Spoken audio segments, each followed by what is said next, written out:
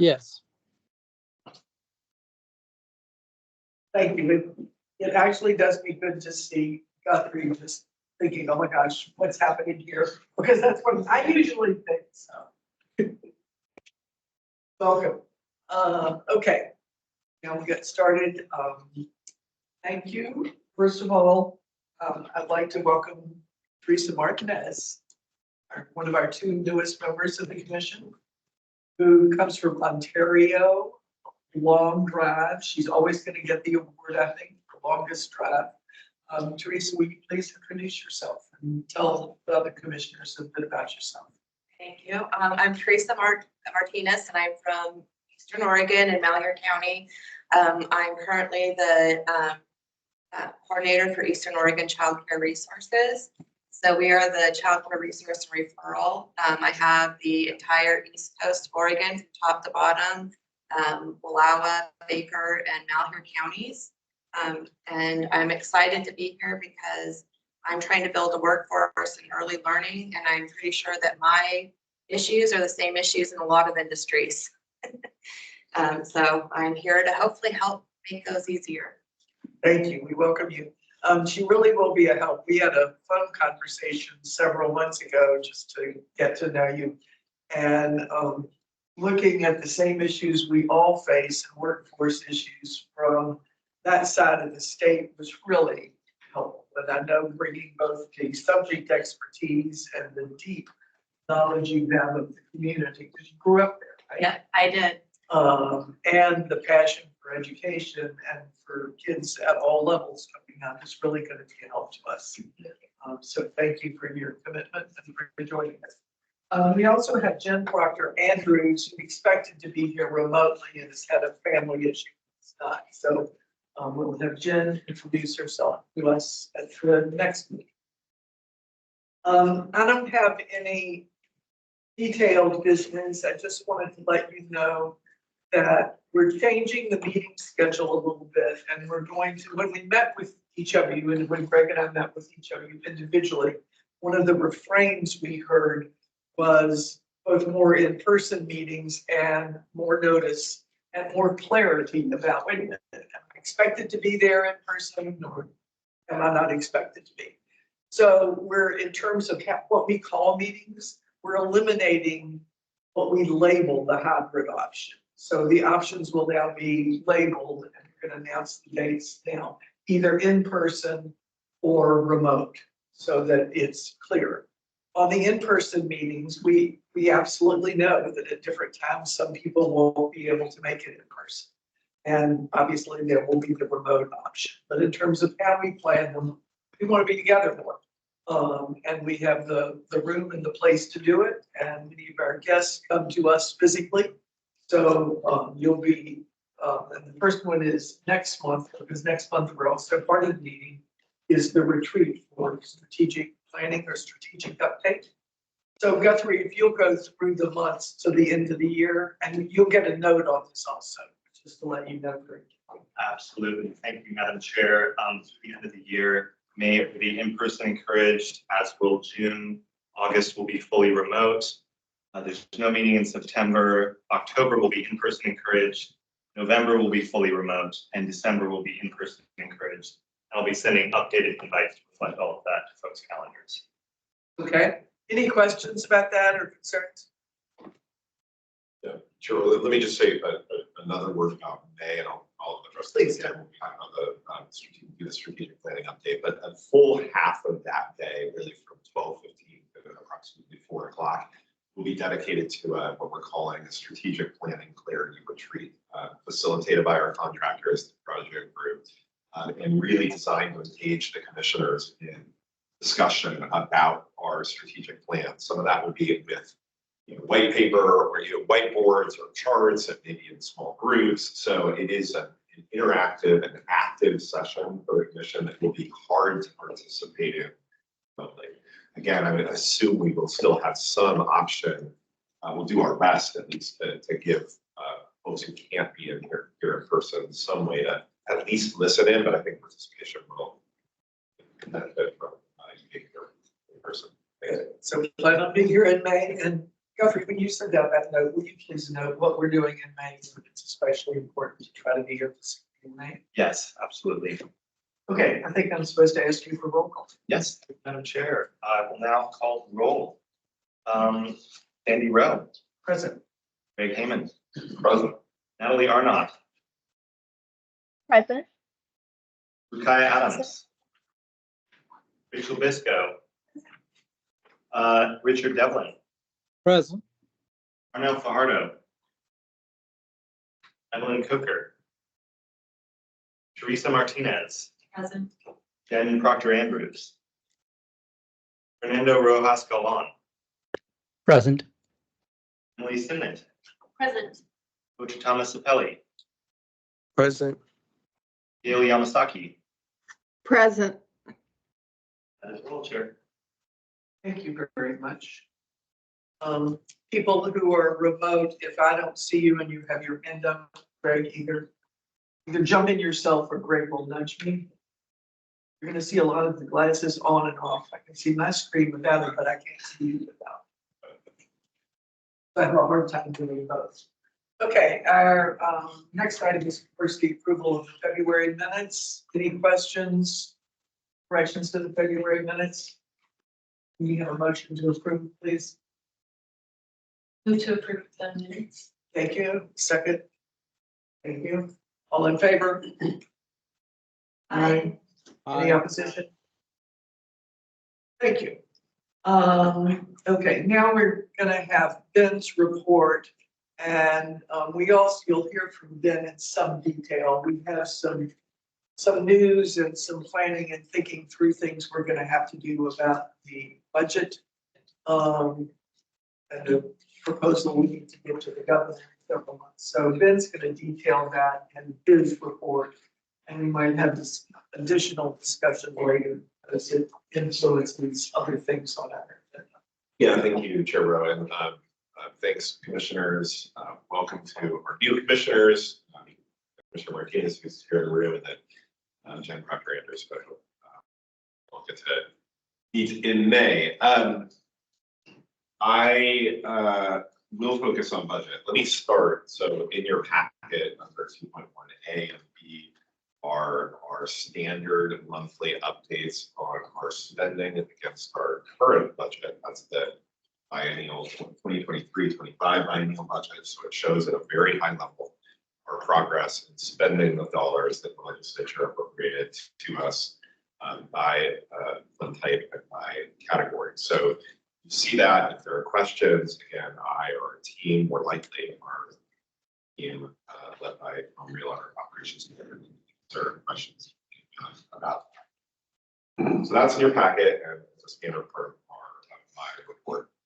We turn now to the more substantive item, which is the development of the 2025-27 biennial budget. That's the budget that will take effect July 1st, 2025. And as most commissioners know, this is work that we are involved in at the front end in helping advise the governor and the legislature on the investments that we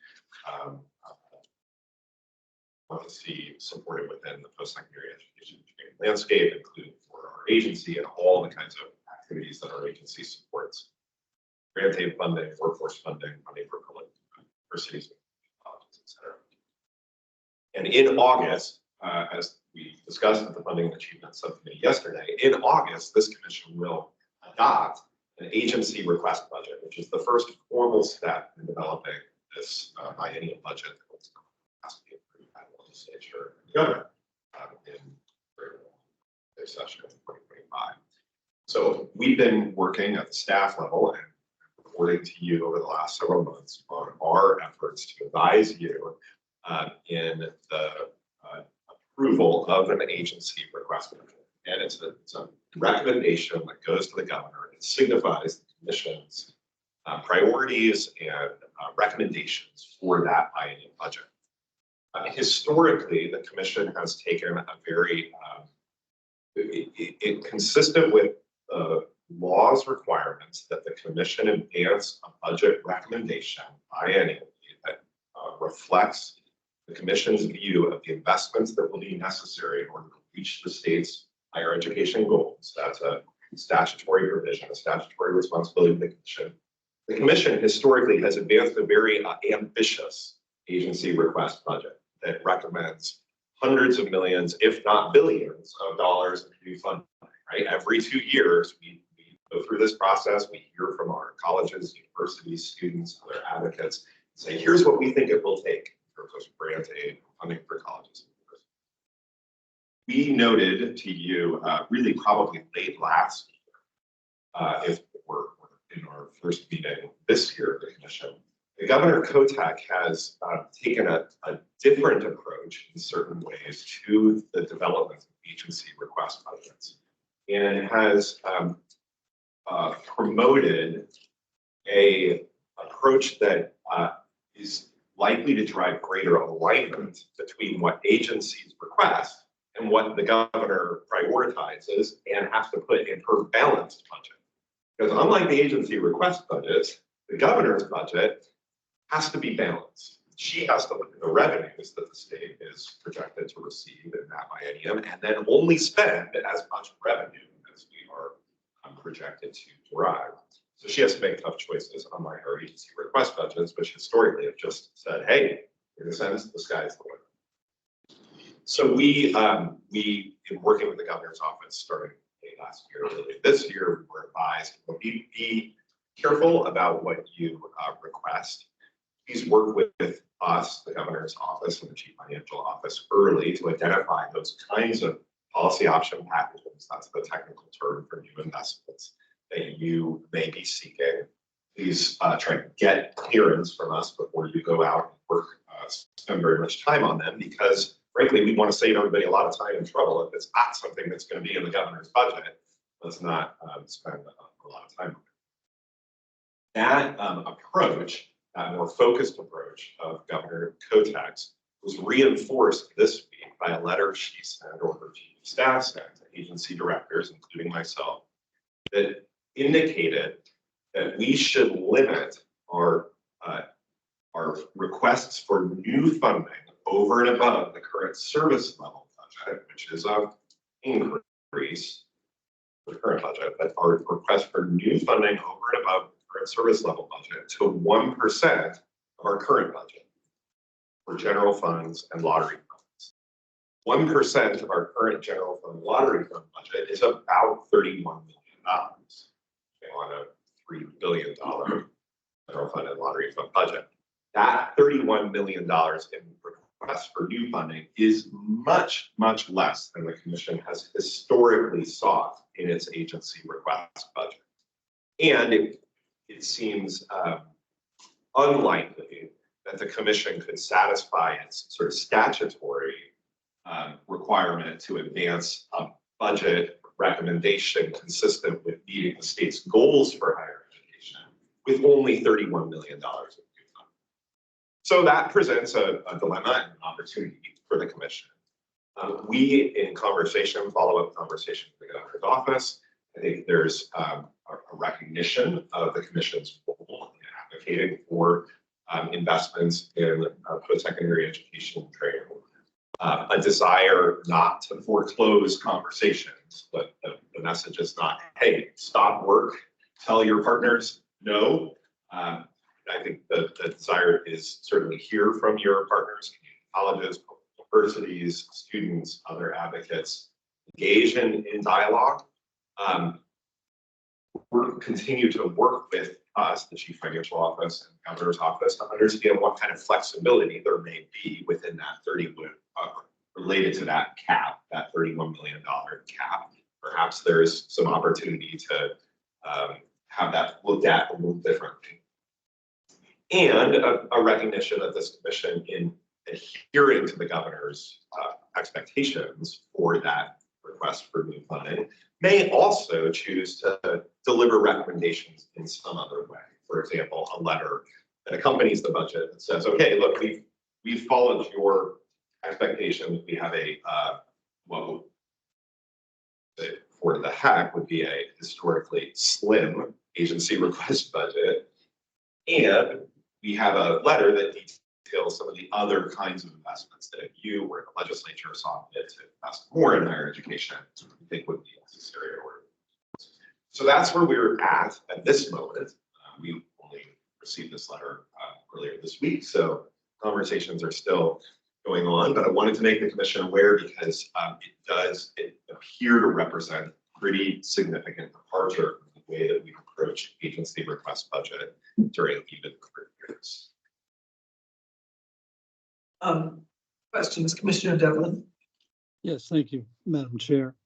Ben, we discussed this pretty extensively yesterday in the F&E committee. But just for the record, there obviously are going to be issues with the CSL that's put forward by the Department of Administrative Service and the Legislative Fiscal Office. Just from a historical standpoint and how they calculate that, it'll probably be somewhat less than what we think is realistic for CSL. Also, as you've indicated, that we can actually, we have the statutory charge to identify a budget that will meet the objectives that we've been given. So even though we have to submit an ARB that may meet the governor's criteria, we can clearly point out where there are issues in meeting those goals with the level of funding we have and where we might be able to put additional funding. The one additional question I had beyond yesterday was there are going to be some things, I can't remember the entire background of this, but I know the funds were re-upped for a lot of the workforce development, the very large investment in that area. My guess is those are not funds because of the nature of them that are going to be part of CSL. Is that correct? And there may be a number of other smaller areas where we've had funding that's actually, some people might think of it longer, but it's been expressed as one time, and that will not be part of CSL. But I'm specifically asking about the workforce funding. Yeah, Commissioner Devlin, you're right that much of the workforce funding that's part of our current budget, our 2023-25 budget, will not be in our CSL budget for 25-27. It is really a mix. Some of it is, some of it isn't. This is playing out across state government, where during the pandemic, year or two thereafter, there was quite a bit of one-time funding that was that the state appropriated, and that started up programs, in some cases hired positions, but because it's one time, it's not considered part of our current service level budget. And in order to sustain those programs or sustain those investments, continue those investments, we would need quote unquote new funding, and it would be subject to this cap. And Madam Chair, Ben, I would guess that while we expected that funding to go away, even without this change in how the governor wants the budget submitted, we expected it probably not to be part of CSL, but we were hoping for some level of funding that would allow us to continue where we needed additional funding to be able to continue some of the programs. That's correct. And we are continuing to work internally at the staff level on what that proposal could be. And working with the governor's office as well. That may be an area where we get some flexibility or some accommodation around that $31 million number. Question. Thank you. Did this budget, was it when you submitted the ask? Did it already take inflation into, or is this 1% technically a cut because of inflation? Does it work? Right. So, Commissioner Martinez, No, excuse me, online, could you hear the question? Assuming yes, thank you. So the budget that we will prepare for August, and the restriction on new funding is designed to take inflation into account in the sense of our current service level budget, which we are, our current service level budget is an estimate of the costs of continuing to do what we're doing today with inflation. Okay, and then the 1% is the additional amount that we're allowed to ask. To Commissioner Devlin's last point, sometimes that CSL number doesn't actually cover the real inflation, right? And we see this particularly at our public institutions, colleges, and universities, where for a variety of reasons, the way we estimate, the state estimates their inflationary pressure tends not to equal their actual pressure at the inflationary pressure of the institution. So that's one of the dynamics that we're dealing with. But yes, that is meant to be 1% over and above the general inflationary costs of doing business in state government. Let me say one other thing about this, and sort of from the governor's perspective, or from the perspective of the chief financial office. Part of the reason for this is that when they estimate the revenue that the state will have in the 25-27 budget and the costs of continuing to do what we're doing today in state government with inflation, they don't see a lot of room for new investment across the state. They don't see a big revenue pile that they can dedicate to new activities in higher education or anything else. So they have explained to us that this 1% is designed to represent about the amount of new spending that may be possible within our current budget parameters, given inflation, et cetera. It is also the case the governor has emphasized, and does in her letter, her continued desire to put new funding, any new funding, behind her priorities related to housing, related to behavioral and mental health, early childhood education, urban education. I think there is opportunity potentially for us, even within that realm, especially as it relates to workforce development. Commissioner Martinez mentioned this in her introduction. Her work on early childhood and significant workforce needs that that sector faces, and that has implications potentially for our budget. So again, I think that's why I don't want us to interpret the $31 million too literally at this point. We've been advised, and look, there may be some flexibility. And there may be other questions. I'd like to emphasize a few, I'm going to be repetitive. A few of the points that Ben made and that Commissioner Devlin's question encompassed in terms of the difficulty of this. This is not something that we're saying, okay, well, gosh, that's fine. So we have the difficulty of whether CSL, especially for the universities and colleges, for whom most of our funding is. I mean, it's not being spent by this agency, it's being spent by the higher ed institutions in order to fulfill the state mandate that you have. And we're always requesting, has been termed an ambitious request every year, in order to help them, obviously, but really to fulfill our own mission, our designated by the legislature mission on what we need for higher education. So there are tensions, and then the governor's priorities are not, at least by name, higher education. So there are several tension points in this and complications. And we are then, and staff are looking at a separate letter, as you mentioned, or any other avenues, including workforce, including what is the real CSL for colleges and universities, what's quoted by the financial office, or is it something else? And what new programs we have that we think must be sustained. And this work in terms of getting preliminary data and answers to the governor's office has to take place this month, correct? Yeah, there are various touch points. None of it is really finished until you formalize your submission in August. But yes, we're having back and forth and sort of clearance on some early some of the concepts for further development this month. Yeah, by the end of the month. So there will be a lot happening. There's no doubt that this can intersect with our strategic planning and a whole lot of ambitious programs we talk about all the time and that are quite necessary. Certainly with the big boost we saw in student aid last year and the help that was, there's real concern now of whether we fall further behind if we have a year after very good funding and starting to catch up, if the funding isn't there to at least continue that. So we're still open for your questions and we have time for them.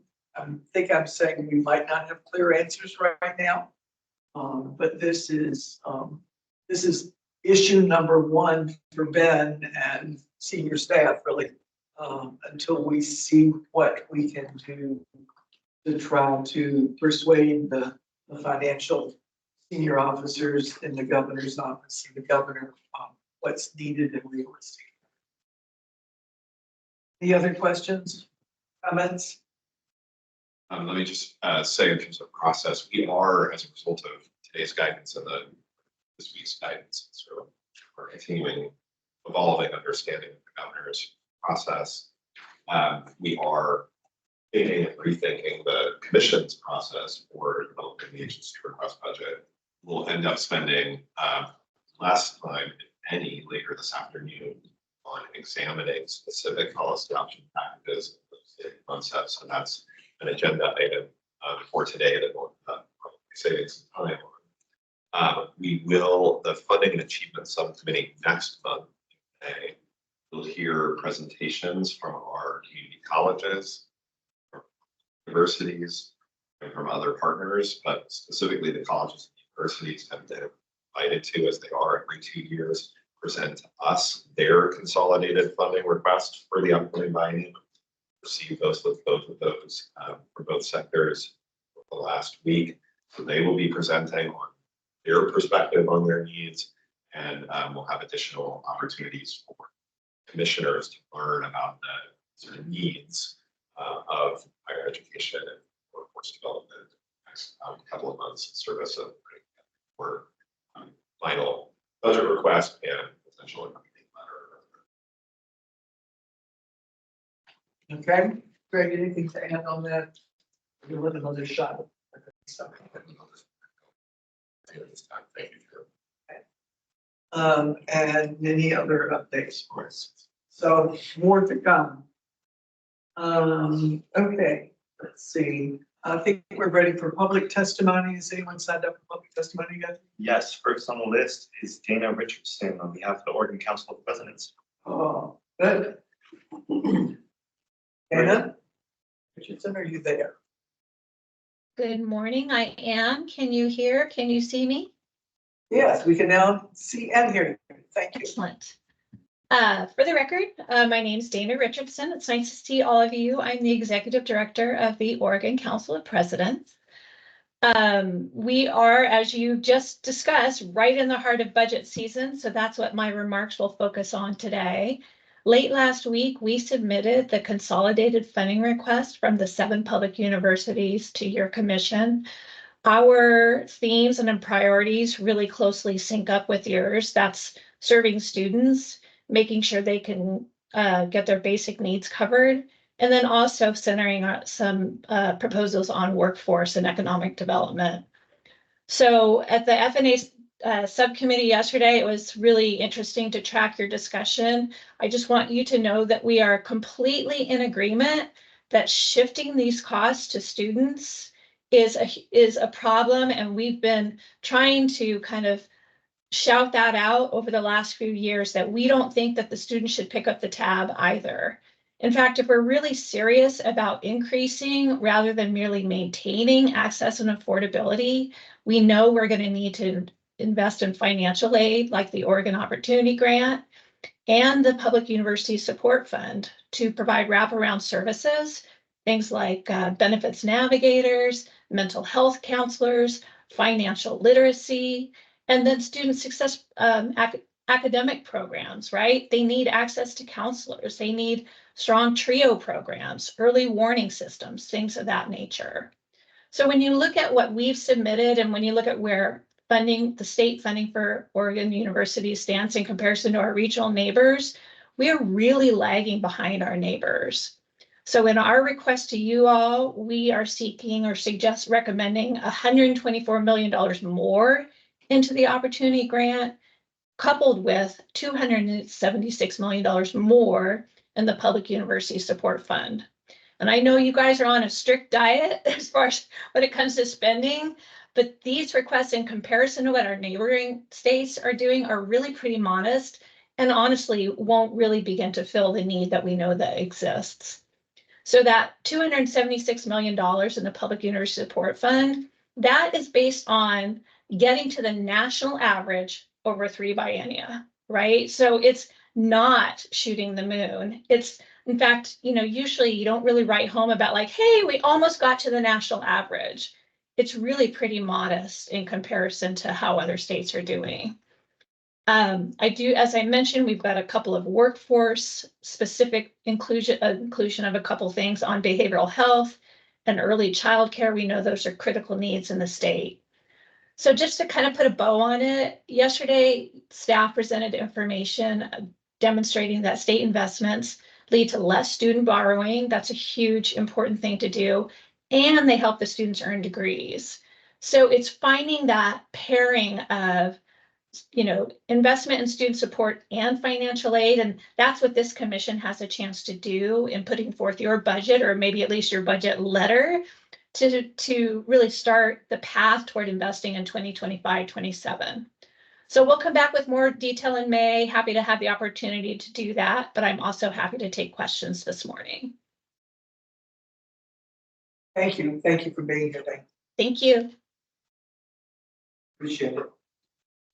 Next on the list is Nick Keough, the Oregon Student Association. I go up here. Yeah. Okay. In the spotlight.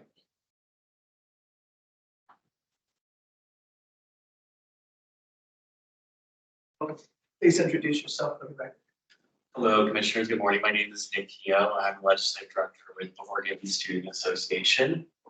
It's great to be here today with you in person to give an update on the Oregon Student Association and what we're up to. There's a lot going on with OSA right now. As I shared with you all last time, OSA has been hard at work to revitalize our organization and reimagine the way that we do our work. This has included restructuring the organization and our staff, reworking our membership model, and reestablishing our relationships with student governments and institutions, relaunching our 2-year issue choosing process, launching a new legislative council and student organizing coalition, and revamping our website, social media, and training materials. While this has been really difficult and sometimes really messy work, we're really thrilled that our efforts are slowly starting to pay off.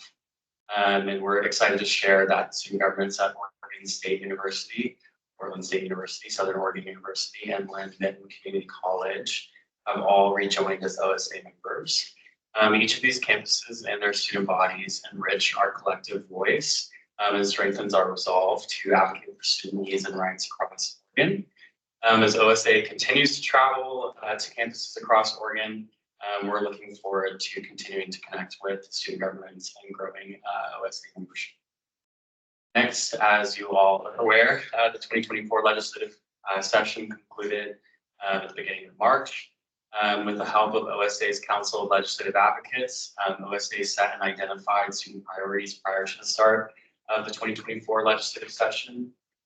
In short, our legislative agenda included student basic needs expansion, textbook affordability expansion, right to repair legislation, a public university governance study, and other workforce investments that support our colleges and our universities. Leading up into and throughout the entire legislative session, students passionately lobbied, testified, and advanced and advocated for the issues that they care about most. Student leaders across Oregon engaged policymakers directly by attending numerous legislative days, student and post-secondary education lobby days, public and informational hearings, and community-based events. While we didn't secure wins on all of our legislative student voices and the work of the Higher Education Coalition helped advance a series of policy wins and investments in post-secondary education during the 2024 session. We're really excited to see the passage of Senate Bill 1502, the School Board Transparency Bill. We're excited to see the passage of Senate Bill 1596, the Right to Repair Bill, Senate Bill 1552, the Senate Education Omnibus Bill, And finally, we were excited to see the legislature make some investments in semiconductors and ensures behavioral health workforce. As I mentioned, there were some missed opportunities. OSA put a lot of organizational capacity into pursuing the student emergency needs package, House Bill 4162, which would have made stronger investments in student basic needs support and infrastructure, as well as textbook affordability initiatives. We knew it would be challenging to pursue this during the short session, and that it was always a possibility we wouldn't be able to get it there. But we are disappointed by the legislature's failure to make this investment in student basic needs and textbook affordability. And while this is a really hard loss, we are still incredibly proud of the work that we did this session. We know that it sparked really important conversations and increased understanding and the importance of the holistic support of our students. And so we look forward to continuing to pursue this issue into the next year and beyond. Lastly, speaking of 2025, our Student Organizer Coalition is hard at work administering the OSA statewide student survey. As you may recall, this is the final stage of OSA's 2-year issue choosing process, where we, in this final stage, where we administer a survey to college and university students across Oregon to gather their feedback about what issues they would like OSA to work on in 2025. Some of the issues on the survey that. Sorry. Yes, time. Okay, no worries. Thank you. Yeah, thank you for having me. Appreciate it. Thank you for the update and congratulations on the progress you're making. Thanks. Appreciate it. Next up is Karen Smith on behalf of the Oregon Community College Association. Did you say Carrie Smith? Karen. Carrie.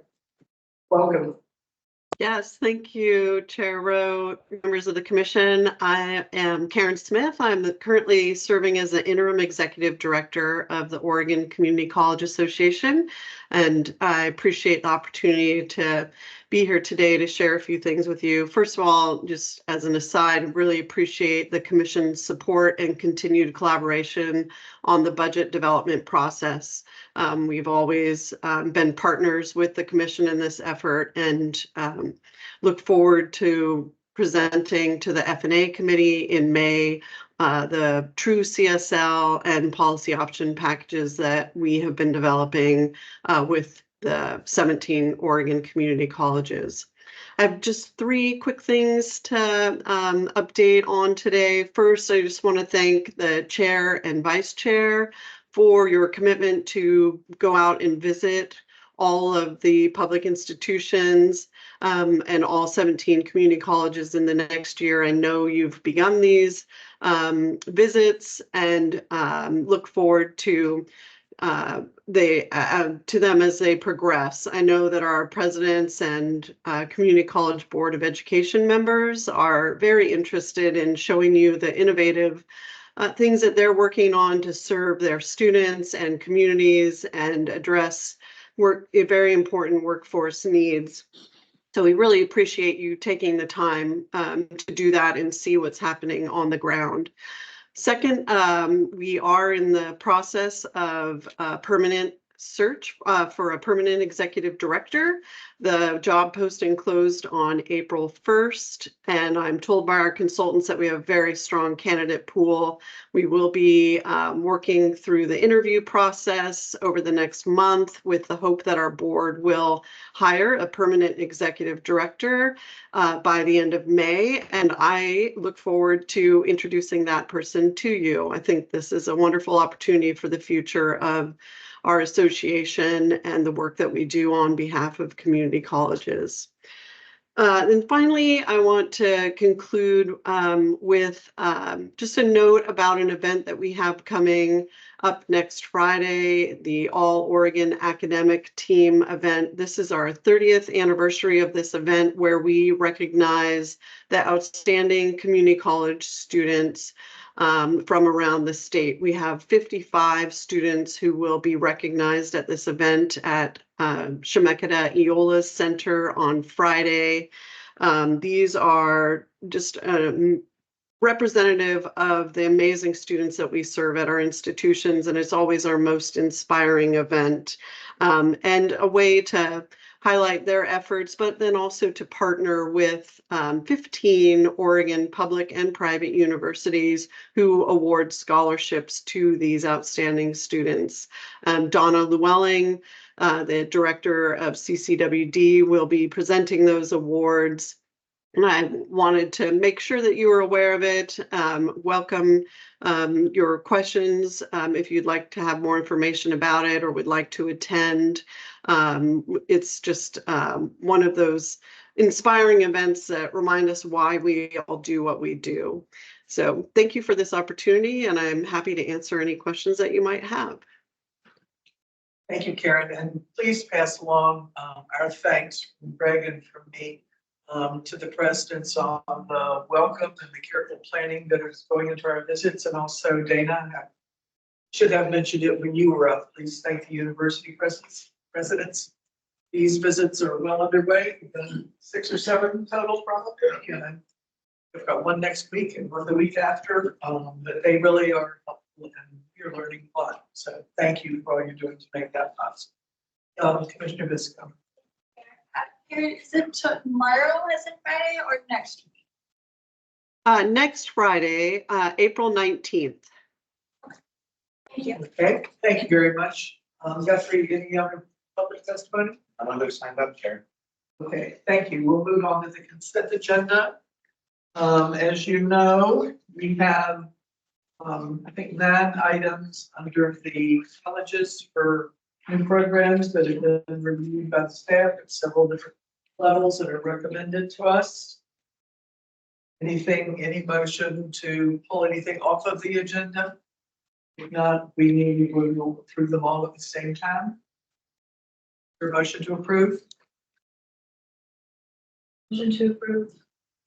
Second. Thank you. And do we have a motion and a second? All in favor?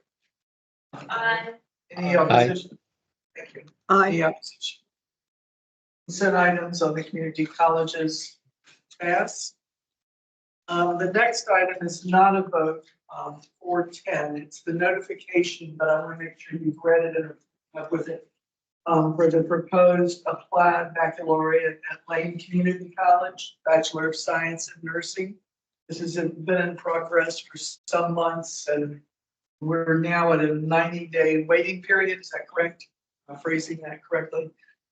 So we will be seeing this again and you've heard some discussions and testimony previously. So that's just an information item. Please make sure you read that. And now 5.0, the university program approval. We have 5 new programs on the agenda on the consent items. Anybody want to pull any of them out? If not, motion to approve consent items. Don't move. And we have a second. All in favor? Aye. Aye. Aye. Any opposed? Motion passes. Thank you. Our next item is the mission statement. As you know, it's part of our responsibility to approve college and university mission statements. And we are fortunate to have Dr. Peters, the president, and Chair Knopf from Western Oregon University. Welcome. Good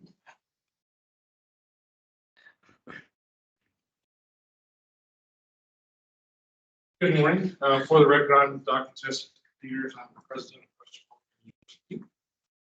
Thank you.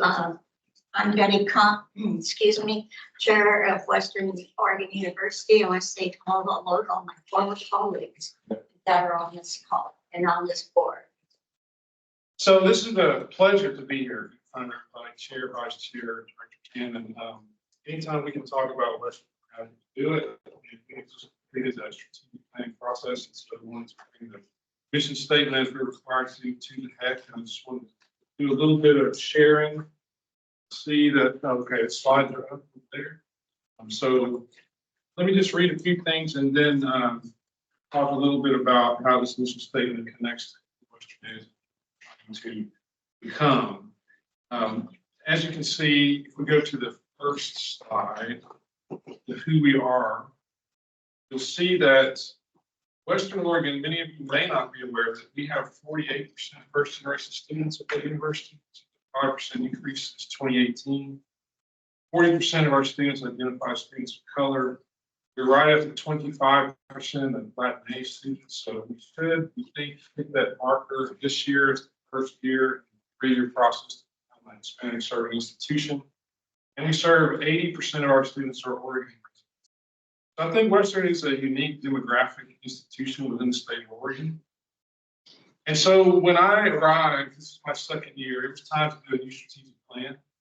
And we waited a little bit because we had some other things to take care of when I arrived.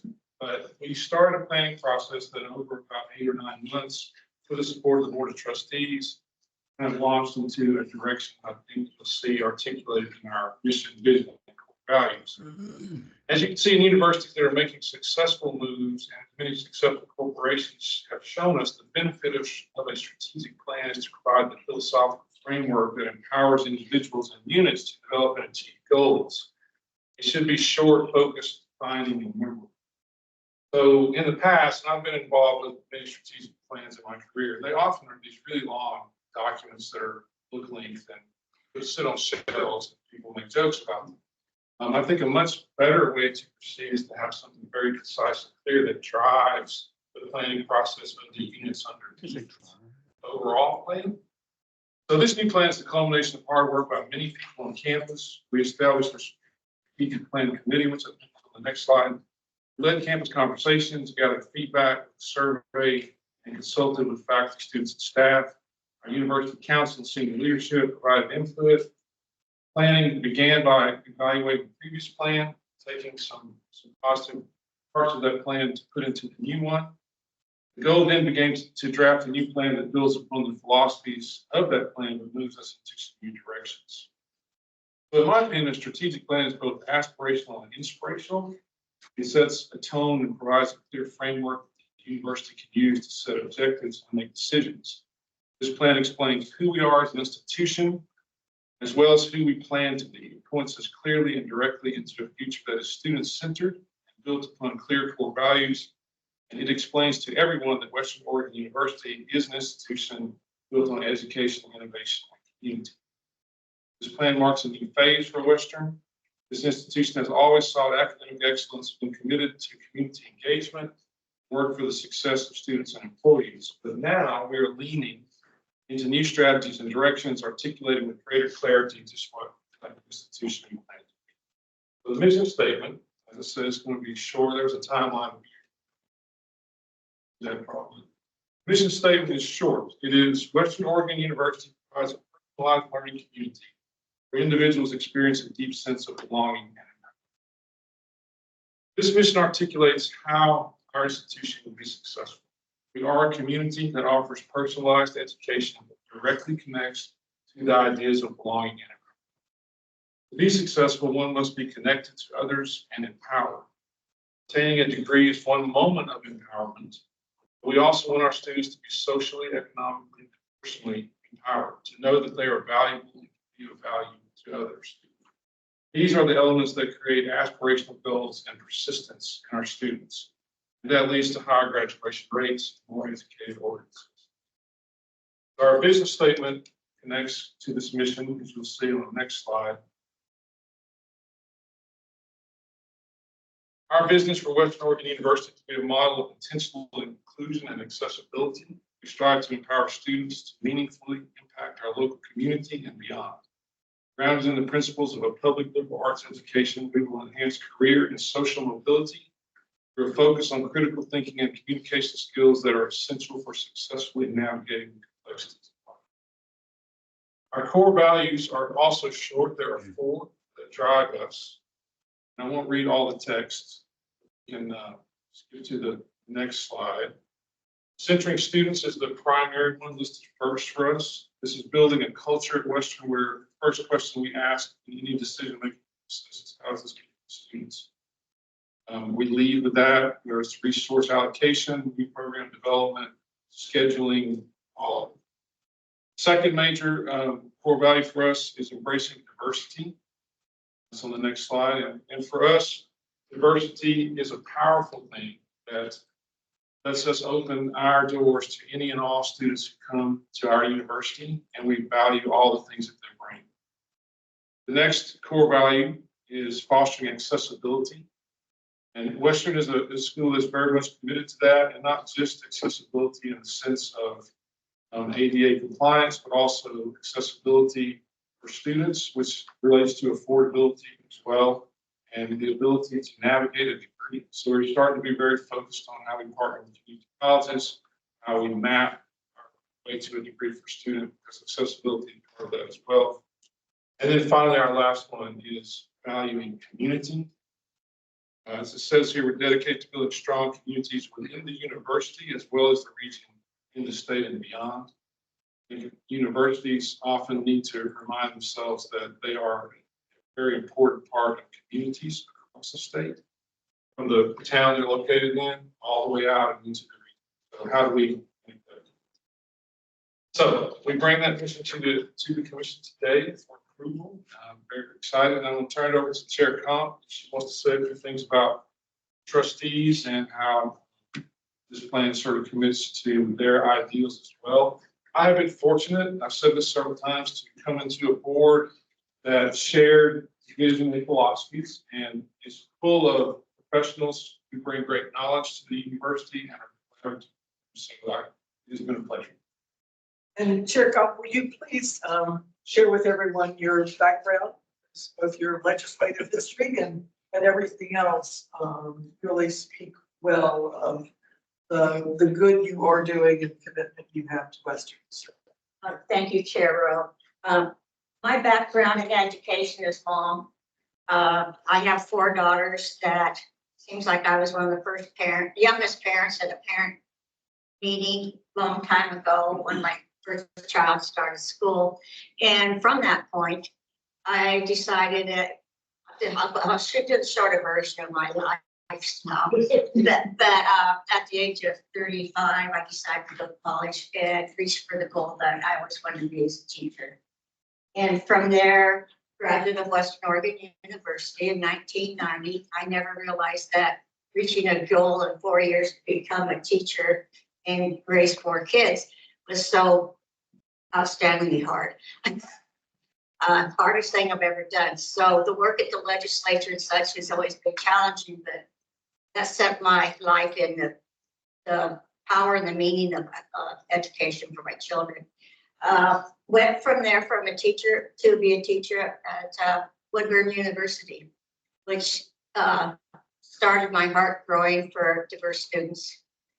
When I first started as a teacher at Woodburn School District, we had about 45% of our students were Latino or Russian Orthodox.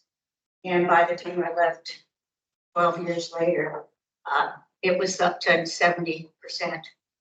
And in that process, you certainly learn about the power that was talked about, that Dana talked about, the having the programs to help students move forward to get to that college degree. We had some of the first year programs in the state way back when.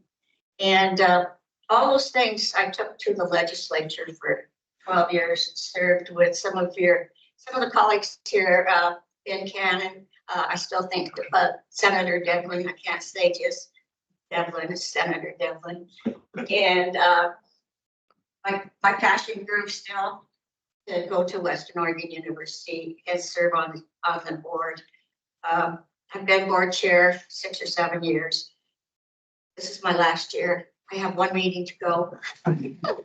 And the reality is that our board is, with the exception of 1 person, all first gen leaders. They all started as first generation students in the university system in different states, but they're all here in Oregon and being very successful.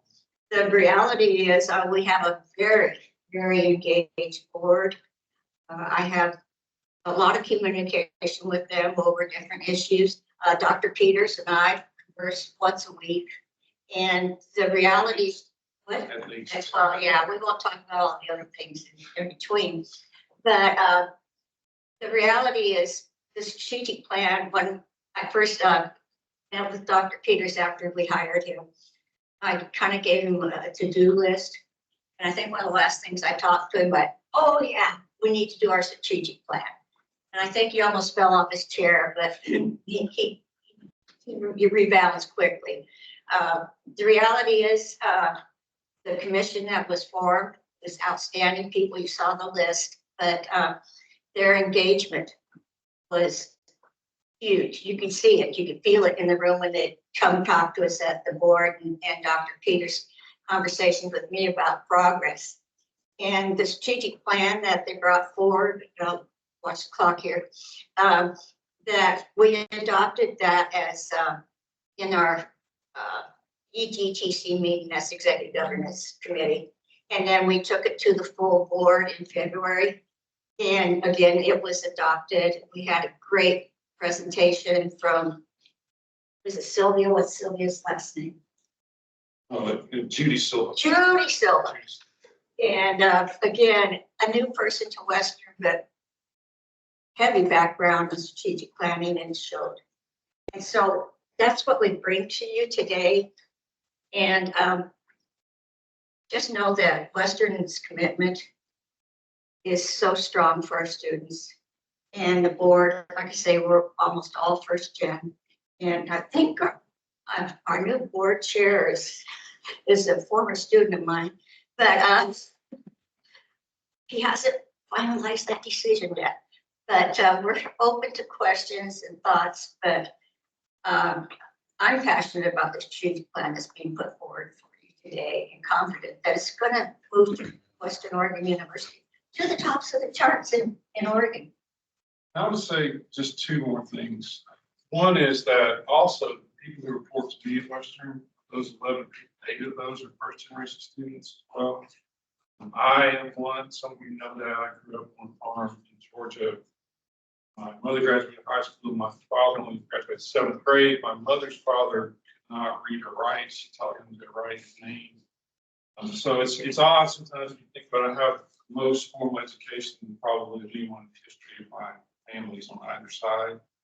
And what does that mean? I think it means that I have a particular kind of passion to serve the students of Western, see them succeed. So that's one thing. And then when we developed this plan, it was very important to me. I think you see, as I mentioned, you see this in successful companies and in universities. When the people who make up the institution or the business feel that they can own the plan themselves, that was very important to us, that it grew out of their discussions and that they can go forth and talk about what we do very clearly and feel like that's what they are there to do and they connect with them deeply. But we can talk all day on this out, so. Thank you. Questions? Commissioners? First of all, thank you, Peter and Chair Comp for being here with us. I'm very continuing to know you, President, and great to see you again.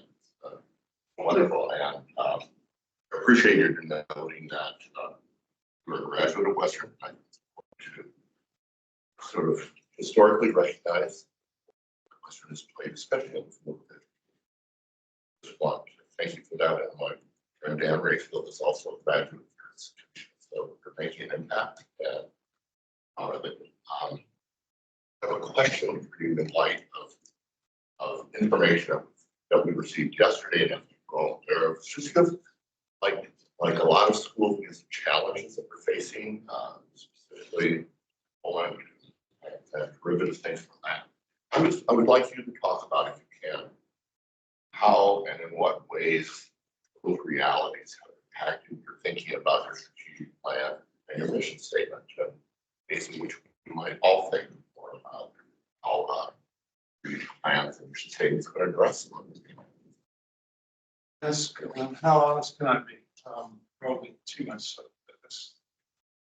I have concerns because much of what is articulated in this plan, and we looked at what we put into place to make that successful and to really help students have this sense of belonging and empowerment to be successful. A lot of it, especially I would argue, temporary moment we're in, revolves around wraparound services. And I said this to someone the other day, you know, numerically, a large school like OSU could say that, well, we graduate as many first-gen students as you do, maybe more. True. But our proportionality makes a difference in the climate of the institution. So if you can imagine a classroom with 50% first-gen students or 2%, there are different kinds of needs that those students often have. They don't have the role models, they don't have the experience. They often come out of communities where traumas have had incredible and lasting effects in ways that other communities often don't experience. So that leads me to say we need things like strong summer bridge programs to help prepare them for the first steps. We need strong counseling programs and arguably more, because a lot of those students are using those resources a lot. So that's why I can talk about the functionality of it. You just looked at our numbers, you say, oh, we have enough counseling. But do we have enough counselors for 50% first-gen students, 3% students? I don't know. You know, I think that we probably would say that we don't. So that concerns me because the funding needed for those. And, you know, my honesty point is, I think higher ed researchers, and all of you and many of you in this room know these things. We know that certain types of things work to help students be successful. But the question is always, is Oregon going to invest in this? Or are we just going to say things like, you should be doing that, and while enrollments are going down, it's like it's difficult to just simply do something like that. We're innovative and we plan to do all we can with what we have. We're always grateful for support, but that passion will drive us to try to make things the best they can. We can do better. And I agree with Dana's comments about, you know, the realities of increased labor costs and inflation affects universities as well. So, you know, we face that at the same time. So. Thank you for the question. Mr. Devlin. Thank you, Madam Chair. If you'll indulge me, I just wanted to wish Representative Comp well. I'm glad to see that she made a difference in the legislature, and she's still making quite a difference. And one political comment that she'll recognize as such, neither one of us looks a day older than the last time we saw each other. I was thinking that about you, Senator. Don't mention how, Please don't. Director Cannon. Legislative love fest here. Thank you. I'd like to add, I had the pleasure of visiting Western last month, and the messages you've heard today, the absolute centering of students, the desperate need for wraparound services to support especially first-gen students. And one thing that Dr. Peters mentioned, the pathways that they are building with community colleges to have the kind of transfer we want that is barrier-free. So there are many, they have huge challenges, and there are many good things happening. It was very good to see your leadership team united around mission and all talking about students, whether they were with you or away from you. So the enthusiasm and determination is there. And certainly we all hope that the circumstances are there to get you on a trajectory of increased enrollment, which of course is necessary. So thank you for the work you do on campus. Thank you for welcoming me when I visited. Thank you for this mission statement and all of the work and dedication that went into that. Yes, Jim. Just one final statement. We did an extensive search for our new president. I mean, it took us forever, but A few bumps in that road. But yeah, a number of bumps in the road as any good search process really happens. But we are very fortunate to have President Peters with us. And just one comment about his style and energy. When he came on, and there weren't very many people on campus in different ways. And the first thing, because COVID, he was in that right after that transition to COVID, we talked a long time about making sure that all of our staff and faculty were back on campus. And they kind of, remote working is kind of nice. And so, but he shared why it was so important. And that's the energy that all of us feel on campus now, because everybody is there working together. Thank you both. Can we have a motion, please, to approve the mission statement for Western Oregon University? Thank you, Commissioner Bisco. Second. Second, thank you. Any questions? Okay, all in favor of approving the mission statement for Western Oregon University? Aye. Aye. Aye. The opposition? You officially have your new mission statement. Thank you again. And also for the record, I misspoke at the beginning. Our responsibility is to approve mission statements at the university level, not at the college level. Thank you. Okay, now we have a new president. Yay. New wish, well, new to us. New to us. Welcome, Dr. Randy Weber, here. Glad to have you. Please introduce yourself further. Road Community College. Chairman, Vice Chairman, and members of the Commission for the record, I'm Donald Welling, Director of CCWD, or the Office of Community Colleges, Workforce Development. I'm here this morning because I have the pleasure of introducing President Randy Weber, who is the president of Road Community College. He also is a first-generation community college graduate and an alum of the Aspen Presidential Fellowship Program for Community College Excellence. Prior to his presidency at Road Community College, he served in cabinet-level positions for 14 years at 3 distinctly different schools. With that, I'm actually going to step aside and let President Weber tell you a little bit more. Thank you, Don. Thank you very much, Donna, and Chair Rowe, and thank you for the opportunity to come and discuss a couple items with you. One is probably my least favorite to talk about, and also my most favorite. My least favorite is myself. Guthrie's got the slides and materials for you, so I'm going to move through my information fairly swiftly, so we have some opportunity for any questions or comments that you might have. As Donna mentioned, I arrived at Road Community College in the summer of 22. So I think after that first year, I got to shed the new from the title, so the current president. Unless something really bad happened, and I like to say, blame it on being new. I came from the Midwest. As mentioned, I was the first generation low income. My mom was a single parent. If it weren't for Pell and other supports for students, I probably wouldn't be here today. So academically, I was very prepared. My passions, and many staff in the room who have worked with me in the past approximately 2 years probably could verify or validate this. I'm very committed to access and participation in education, as well as support for students, particularly financial aid and other backgrounds that Dr. Peters just spoke to. So in addition to regularly contributing to our Oregon President's Council, I'm also one of 2 presidents currently serving on a committee that is charged with bringing new financial analysis to the commission coming up. So I appreciate being able to engage in that work. Real briefly, looking at Road Community College serves Josephine and Jackson counties in Southern Oregon. Some of the data here you can see there. We have a growing population in our district. However, it's aging. So Southern Oregon is found as a very popular retirement destination. So we're getting a lot of people actually migrating in from out of state or elsewhere in the state. Our regional employment is continuing to increase, and as a matter of fact, we anticipate a 5% increase in the next 5 years. And then lastly, I want to point out that the jobs in our region are the national average, and compared to some parts of the state, they're pretty good. But I saw an interesting stat, and I wish I could source it. I can't recall where it came from.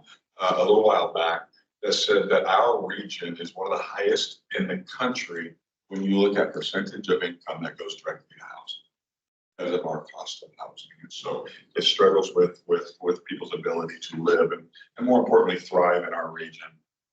Looking at our student demographics, I would share that,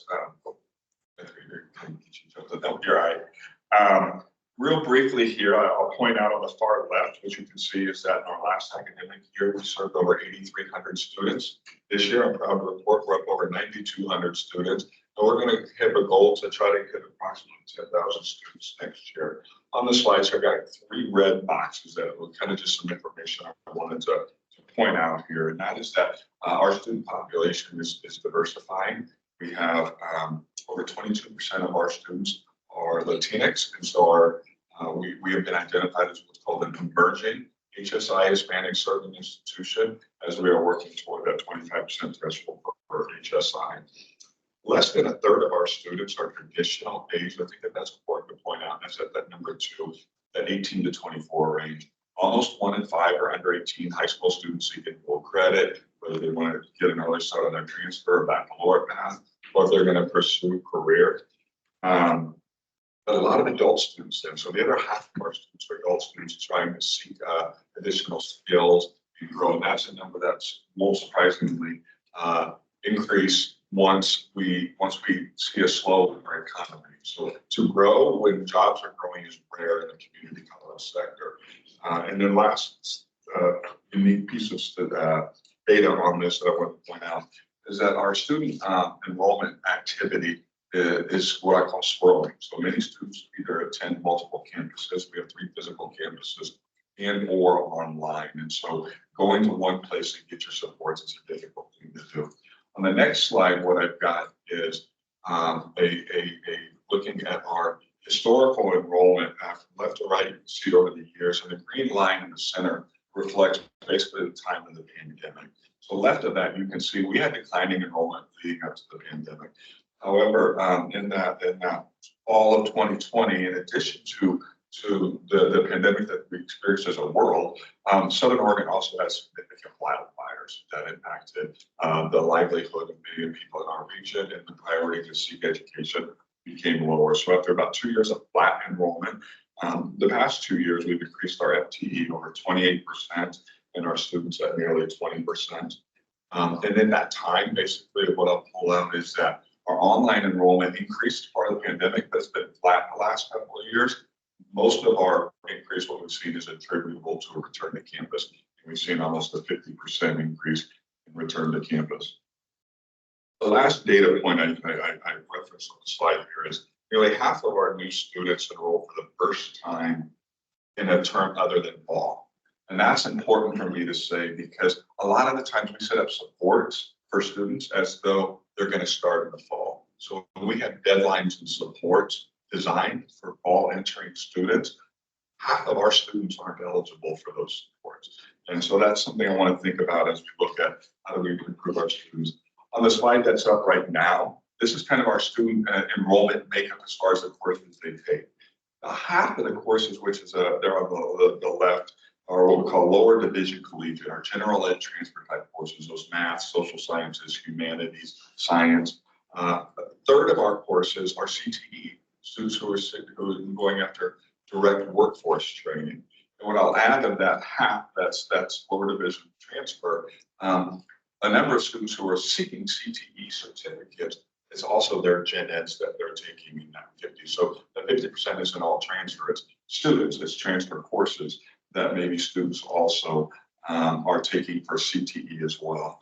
And then approximately 20% of our enrollment, I probably shouldn't have said non-credit, because some of it is credit, is the remainder of the comprehensive mission that we serve as community colleges. So it includes our pre-college GED, our non-credit workforce training like CDL and CNA, but also our apprenticeship program, which is growing largely. And I think this is an area we may see the students and the trainings that we do that can grow tremendously as we look at the impact of what a bipartisan Workforce Pell Act could include. So now I'd like to move real briefly into some of the key drivers for our enrollment growth. Like I just demonstrated that we're rebounding our enrollment is growing. And we're doing that through partnerships in K-12 and industry, community access strategies, and finally, student success initiatives. Things I want to highlight in our high school partnerships are 2 in particular here, but there are community accounts. Three River School District is primarily rural district in Josephine County outside of Grants Pass. And we haven't had a great post-secondary participation rate with this district. And what we've done, this is the uniqueness of each partnership, is each school has their own needs and demands. Three Rivers doesn't have class on Friday. And so we worked with them. They're actually busing students to our campus from 3 different high schools, and 45 students are getting direct access to college that they wouldn't got otherwise. And you can see in the course list here, they're taking both lower division credit transfer as well as some CTE courses, and they're embedded in these courses with more of our what we typically call traditional college students.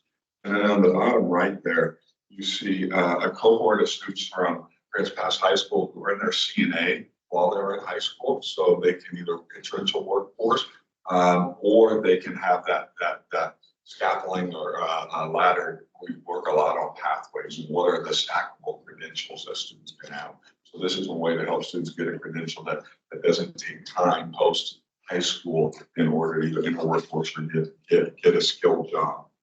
Under industry partnerships, I want to say that we went through our community and our workforce providers and said, hey, we're looking at the eligibility of a BSN, Bachelor of Science in Nursing. What's the interest in that? And we resounded, we heard in our region, we need more RNs. That's what we need in Southern Oregon. What can you do to help us get more RNs? So we worked on a strategy with our 2 largest healthcare providers, Providence and Asante, to say, well, what if we looked at clinicals differently and we were able to use your team to help as our clinical adjunct? That's the hardest thing for us to find. And they were open to that. They saw it as a professional development opportunity, kind of also an HR recruiting opportunity, because over 3/4 of our nursing graduates stay and work in our region. We pursued and received, thank you very much, workforce readiness grant of approximately $1 million to help seed this program, but it's going to have sustainability based on the agreements we've done with the partners. So we've expanded our program to move from a cohort of 32 to keeping that one and adding what we call an accelerated cohort of 24. So now instead of 32 RN traditionally a year graduating, we're going to move to 56, which is going to be big for our region. Plus we have 80 annually who do what we call an LP into RN bridge. And this is all in response to knowing that we have 400 nursing, a shortage of 400 nurses in Southern Oregon. So this isn't going to solve it. It's just one of the things to help with it. Under community access strategies, I want to highlight some things that we're going beyond recruitment, and it's how do we move from recruiting and creating awareness to the college to actually getting people enrolled in activities. So we have road days, we have open house. A funny story I have is that our chair of humanities our open houses are primarily in the summer to wrap around enrollment supports. Our chair of humanities has been in the college for decades. Said, oh my gosh, like prior to those open house days, now I have to make sure that we have seats open. Like there's so much enrollment activity on those days that they didn't learn the lesson the first year, and they have these waiting lists just expand, and then they were chasing to add time. So they're seeing the driving of the enrollment in this, so they're intentional about, okay, I have to set it up. I'm watching enrollment to see are students looking online, or they're looking on which campus. So it's a great collaboration between our enrollment professionals and our faculty to make sure we have access to courses. In the bottom right, I wanted to highlight some of the specific population efforts that we have.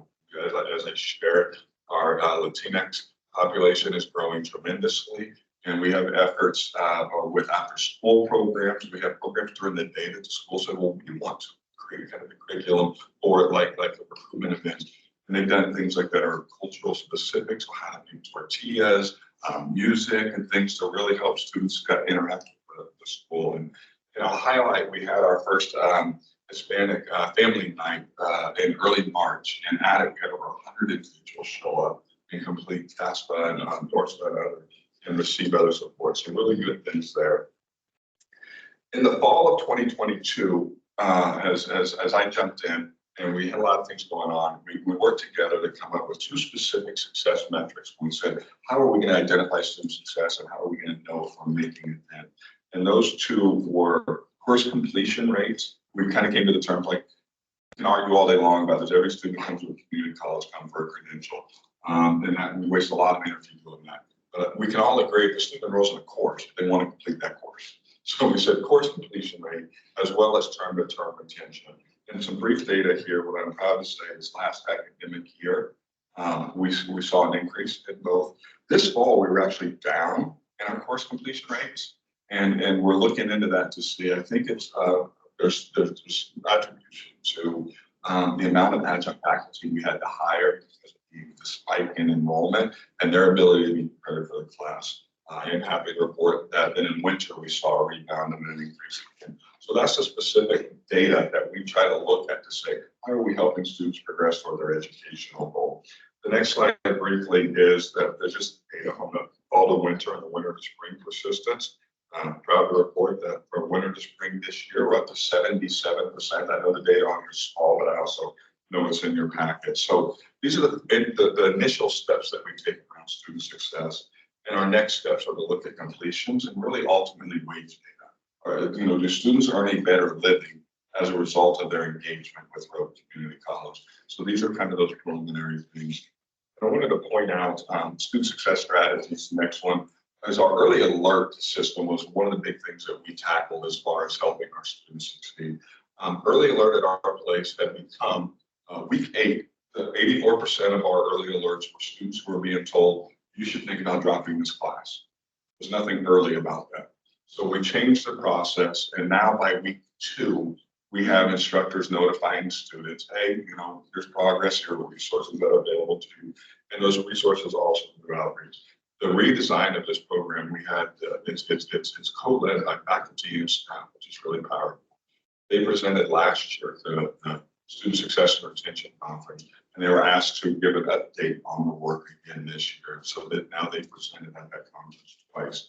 And you can see we've seen an uptick in student success in our reporting, and I think that those are things that help contribute to the metrics that I showed. Moving forward, I will point out that in career and workforce, we are very appreciative to have received and been awarded a $7.1 million state capital matching grant to help with transportation technology. And what that means at our place is we have automotive, diesel, and CDL, but they're spread across the district. And we know that there's demand in both Josephine and Jackson counties. So we're going to be able to bring a very powerful transportation focus. There's a lot of demand for labor. We cannot produce enough CDLs no matter how hard we try. We're in the process of applying for dental hygiene.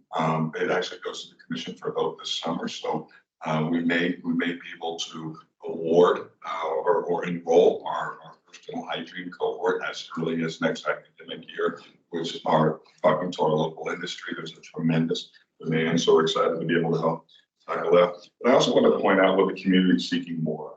They're still seeking more allied health opportunities. They're still seeking more industrial technology, early childhood, behavioral health, along with others. And what I'll point out about most of those programs is that those are high cost per FTE programs to deliver. It's not your history class or your accounting class. So being able to offer those in these challenging budget times, that we know the needs there, struggling to find the resources is where we land. And then I will conclude that part with transfer. We're continuing to work really hard with our transfer partners, particularly with SOU, to streamline the student processes, make it simpler for them, co-advise, give them, you may not be aware, but we actually have a facility that we share in downtown Medford called the Higher Ed Center that is owned by both SOU and RCC. So we really want to help our students who are baccalaureate seeking transition smoothly and have a greater rate of achieving that goal. And the thing I'll point out there is, like, we've not pursued as aggressively as maybe some of our peer institutions in the state the bachelor's in applied science, but it doesn't mean it's not important. I think that's one of the unique things about the colleges is we're all responsible to meet our local industry needs. And our local industry right now is growing and meeting these things that I've discussed, and it isn't necessarily the baccalaureate. So while it's important, it's these programs, and these are high cost programs for us. I can't imagine a baccalaureate program that I would apply for that would cost more per FTE than dental hygiene, which is an absolute demand in our region. And so with that, I will conclude my comments and any questions or comments that you may have. Thank you, Dr. Weber. Questions? Yes. Yes, I have questions. I'm looking at like your nursing pathway, that's the AAS, and I know that there's a lot of demand in a lot of the industries, including I come from early childhood, to get those AASs to get people in the field. Are you looking at the transferability of that for those who do want to go on to the bachelor's after? Because I'm finding that that's the culmination and then they're stuck going on. While I know that's what the need is now, it doesn't offer the ability for them to move on easily.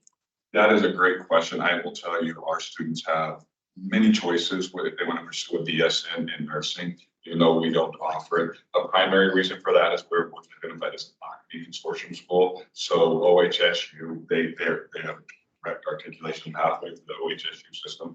We also have some online BSN providers who have been very aggressive at pursuing our students for enrollment. So I know that issue exists in nursing. It does. Any other questions? Chair Rowe. President Weber, just great to have you here and glad that you took the time to get up here. And I'll be reversing that trip next weekend for more detail understanding of what you're doing. It's exciting how you benefit. I'm looking forward to see it in person. Both your tutor campuses actually. So I appreciate that. I appreciate your comment about students when they identify what campus they associate with, just most commonly multiple. I think that does do something about the kind of students. I'm excited now. Any other questions? Thank you again for coming. We appreciate learning about you. Meeting you, even though you're not new. Was new. Okay, we are scheduled now for a 10-minute break. You're ready to take that? Let's go. Back 20,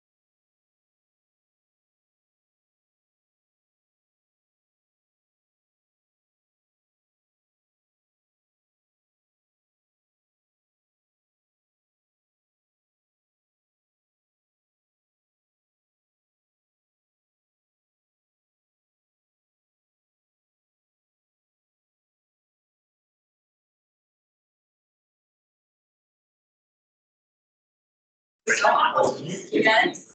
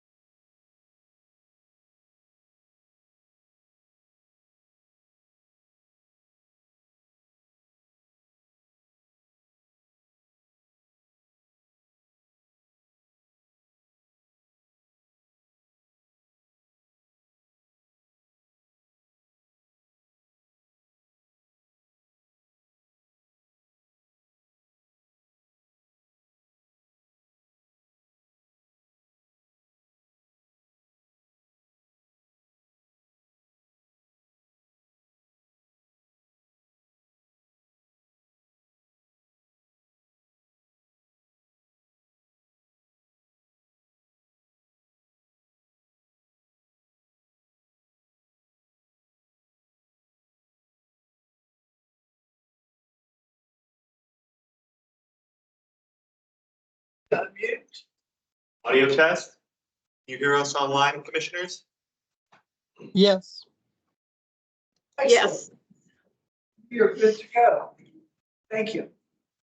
Okay, we are at item 8.0, Oregon Workforce and Talent Development Board. This is a quarterly report and update. Yeah, and it just by way of introducing this, and hopefully Skip Newberry is online and able to bring himself off camera. Yeah, so this is actually your first what we intend to be quarterly updates from what I'll refer to as your sister board, the Oregon Workforce Talent Development.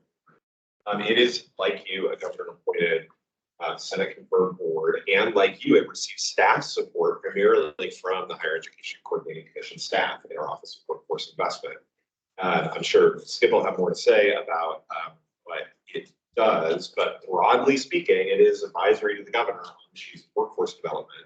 And we have a real opportunity, I think we haven't fully realized, to align the thinking, the vision, and strategies of that partner board, that sister board, WTDB, with the work of the HECC in developing policy, budget, and other recommendations for the post-secondary education and training space. So this, I hope, kicks off a tighter partnership between the HECC and WTDB. With that, appreciate that Skip's able to join.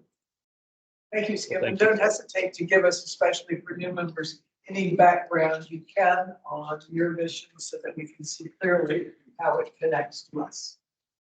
That sounds great. Well, thank you so much for having me. And yeah, thank you as well for accommodating the need to present remotely.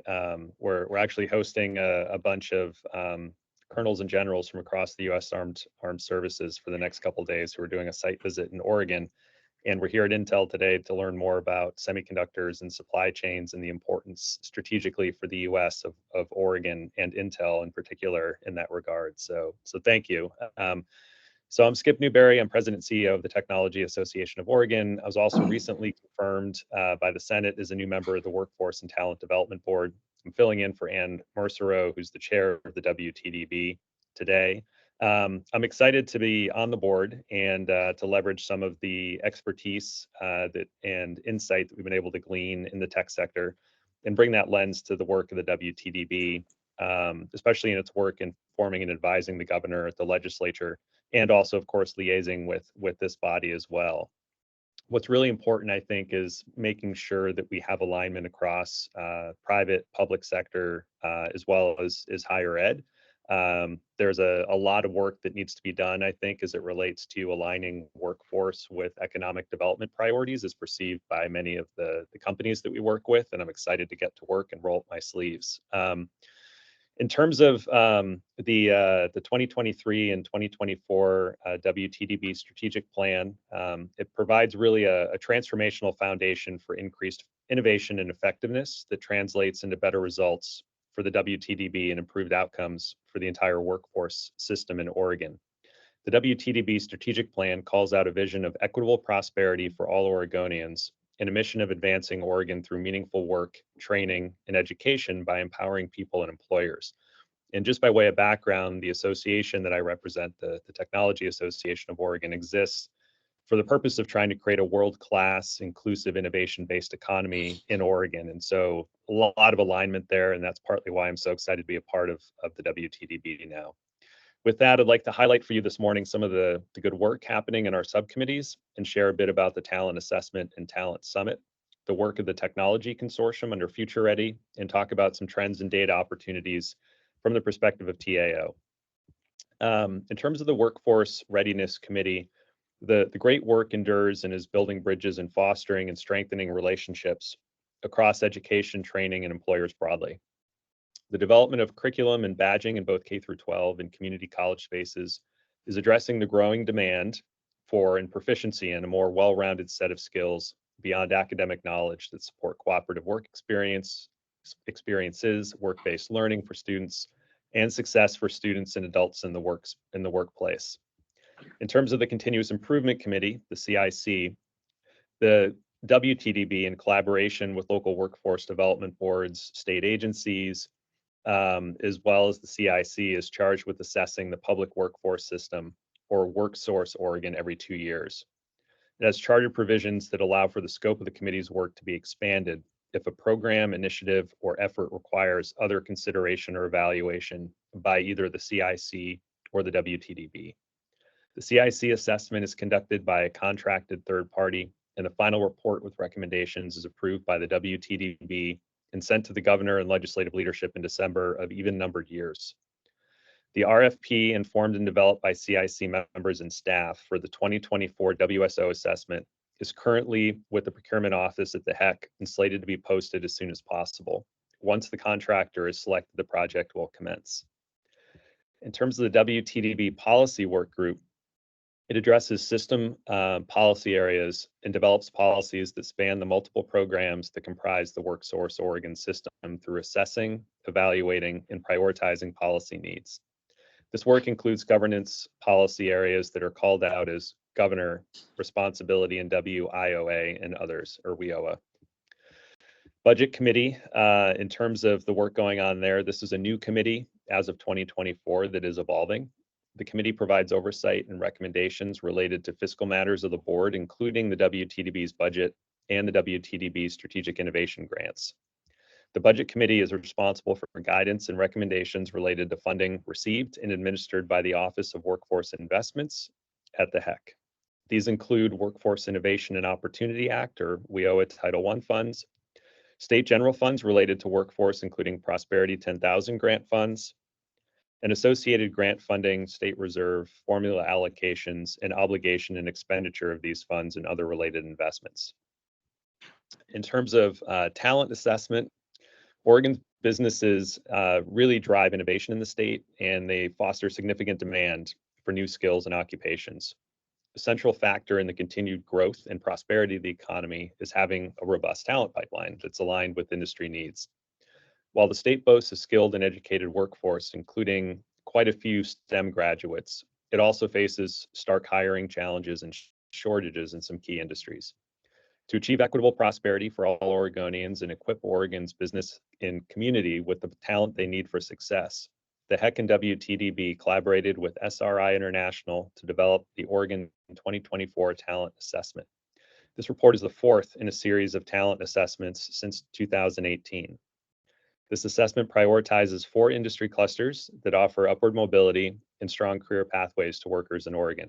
These include health sciences, information technology and analytical instruments, much of which includes manufacturing, construction, and wood products, which also has a big manufacturing component, and 2 occupations essential to the functioning of Oregon's economy, which are childcare and heavy and tractor trailer truck drivers. To gain a comprehensive understanding of the opportunities and challenges within these industries and occupations, SRI examined labor market data, conducted an analysis of job postings, interviewed key partners in Oregon, and implemented a statewide employer survey. The talent assessment will be presented by SRI at the upcoming Oregon Talent Summit. So we really encourage all of you to, if you haven't already signed up, please do so. It's going to be a jam-packed summit this year. And it's a good segue because in terms of the summit, the WTDB and HECC are hosting the event on May 14th and 15th. It'll be convened, it is convened every 2 years. And the summit brings key partners together to better understand and address workforce talent and skills needs in Oregon. The event is free, so if you haven't registered, we definitely encourage you to do so. You'll be joining a mix of business, workforce, and community-based organization leaders, as well as folks from education, labor, and economic development. It's a great way to learn about the latest trends and discuss the key challenges that we all collectively face, as well as opportunities to address them. And under the theme of this year, which is not just business as usual, we invite you to help us to explore how these dynamics will shape and transform education and training initiatives that advance Oregon's economic competitiveness and provide equitable opportunities for prosperity to Oregon's diverse workforce. In terms of the speaker lineup, we have a really compelling group of keynotes that include Romanita Hairston with the Murdoch Foundation on day 1 and President Murthy of Oregon State University on day 2. There are also 4 tracks with concurrent sessions on both days, including Data and Policy, Youth, Future Ready Oregon, and Employer Engagement. And then tying this back to the employability skills work, Ben Cannon, along with David Gerstenfeld, who's the director of the Employment Department, and Charlene Williams, director of the Department of Education, will accompany Ann Mercereau, who's the chair of the WTDB, on stage at the Talent Summit in a panel moderated by Charlie on essential employability skills. So we're definitely looking forward to that. And then just quickly, in terms of the technology consortium, we're just about ready to announce the next round of grant funding, which will be $10 million for the tech sector, and that'll soon be available. The tech consortium just put considerable time and effort into defining the criteria for this next round of grant applications. And in this round, the criteria will reflect the importance of needing to train new talent, but also the need to reskill and upskill existing employers. And so for the first time in this next round, there'll be a recognition of the need for reskilling and upskilling. And so successful grant applications could tackle either talent development or reskilling and upskilling of existing professionals, or they might do some combination of the two. And what's interesting about all this is AI adoption and automation is a big driver, I think, behind this. And that was something that animated a lot of the conversations among the Tech Consortium advisory board members. And just by way of background, I just got back last night late from meetings in Washington, D.C. with the White House, NIST, members of Oregon's federal delegation. And the topic of the day was really AI. And in particular, workforce and the needs and challenges associated with that in the coming years really loomed large. And I'm happy to report the work of the Tech Consortium here in Oregon in this latest round of grants lines up very nicely with the federal priorities that we were hearing over the last 48 hours. In terms of trends and opportunities from TAO's perspective, just as kind of a newbie, if you will, to the WTDB, I had a chance to get an overview of all the various resources available in the workforce context across the state, including what struck me as particularly interesting was the data collaborative maintained by the HECC. And I just wanted to kind of plant a seed, if you will, as I conclude my remarks, which is a couple observations about the data collaborative. I think there's an incredible amount of resources available on that online resource. And one thing that struck me is it'd be an incredible opportunity to further engage employers so that they know that it exists as a resource. And I'm effectively raising my hand, at least for the tech sector, to try and do my best to make that more visible and broadly available to employers in tech. And I think too, if we look at how the data is organized, in looking at ways to further improve some of the formatting or digestibility to employers. So putting on the employer hat, it's currently organized by provider with data and reports specific to community colleges, public universities, workforce boards, et cetera. But employers are really looking at, okay, what's the state of talent broadly, not necessarily by category of provider. And so I think there's an opportunity in maybe how stuff is potentially shared that I'd love to, have a conversation with the relevant folks about going forward. And I think too, much like TAO's serving a traded sector industry, there's a lot of other groups in the state that also serve other traded sectors. And I think a lot of them would also be equally willing to come to the table and talk about ways that they could be better partners to the HECC, especially in helping to get some of this important data out to employers and making it more actionable. So with that, I'll conclude my my update and see if there's questions from folks.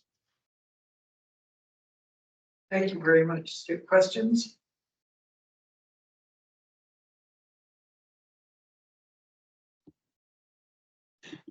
How much can you tell us that employers, are they just not relying on it now because it's not coming to them in the form they want? And what other sources are they using if they're not relying on the data that we gather and provide? Yeah. So just in some of the anecdotally conversations that I've had with some employers since having the review of the workforce or the data collaborative, and then also, of course, assuming a role at the WTDB, many of them are just not paying attention, right? So it's partly a marketing challenge, and I think it's also partly making sure that the data and the resources that are available there are supplied in a way that's effectively digestible, right? So a lot of folks that we work with talk about the need for what are some quick little hooks or essentially takeaways from an executive summary standpoint that can be read literally in seconds And then from there, they can do a deep dive on the larger data sources or the long form reporting that might be involved to provide additional context. And so that's something that I think there's huge opportunities because it's an incredible resource that I think we could do well to get in front of more folks. Sounds like it. Thank you. Any other questions? Thank you very much for giving us that updated and background. We appreciate it and we look forward to seeing you again soon. Sounds great. Thank you so much. Okay, now we're on to 9.0, our invited guest testimony.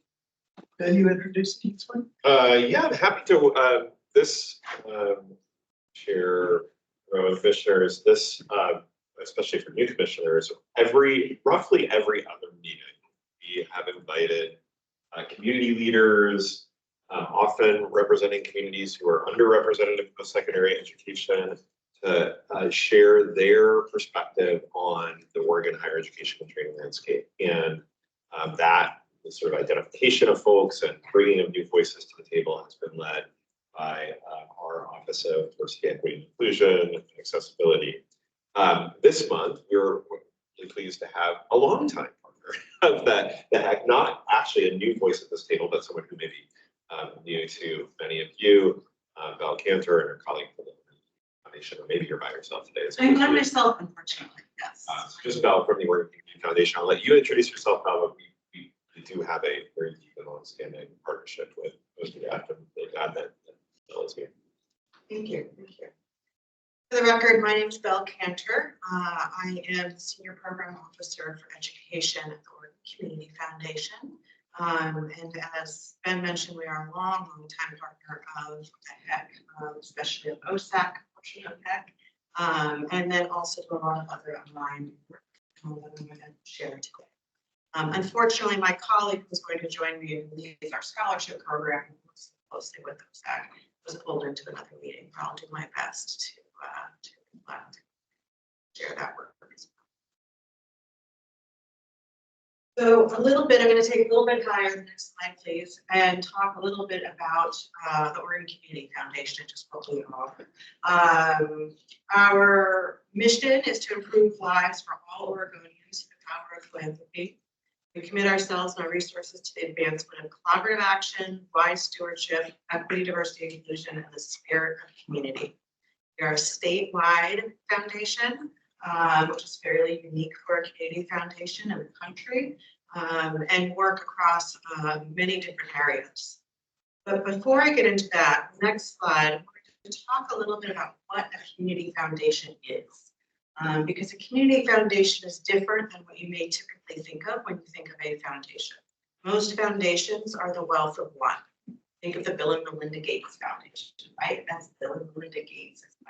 The Ford Foundation in New York is Ford Foundation companies. The community foundation is the wealth of many. We have thousands of donors who have chosen to do their charitable giving through the community foundation. And they set up a fund, either during their lifetime or after they've passed away. And they give some broad parameters around that. They want it to go to education issues, or they want it to go to issues in Eastern Oregon, or they want it to go to scholarships. So they give those types of broad parameters so that it fosters their family's values around what they want to support. We put that together into a single endowment, invest it, and then give it out along those parameters.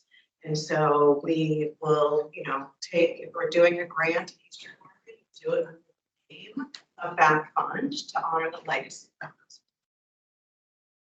So it's the wealth of many that comes together. Because we are the wealth of many in a community foundation, we have a very community frame that we do all of our work. We have currently about 5,000 volunteers all over the state who advise us on grants and scholarships that we look to keep us up to date on what's happening in their communities. And we also really look to our partners, nonprofit, really guide us. are they're facing. And how we can support them to do it. Again, we're statewide, very unique with that in the country. We're in about, I think, top 10 for size, which again, I always think of Oregon as a very rich state, so it's pretty neat that we have that. In 2023, we gave out more than 205 million. In addition, we do, next slide, additional work that's not just the grants and scholarships. First, our impact areas.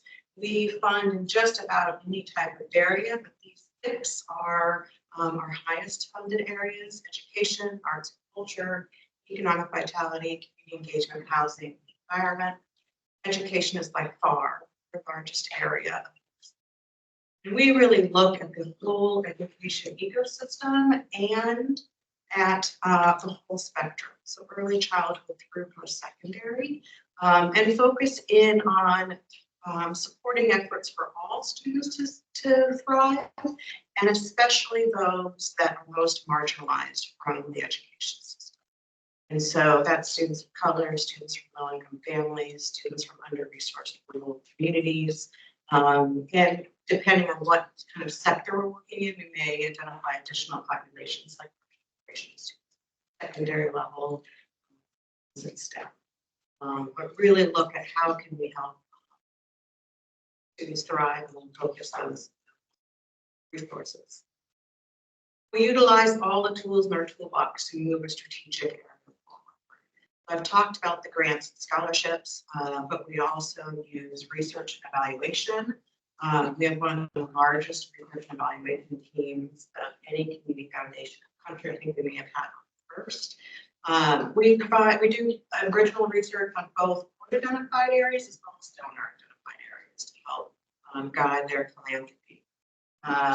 And then we do extensive evaluations to really keep us as a learning.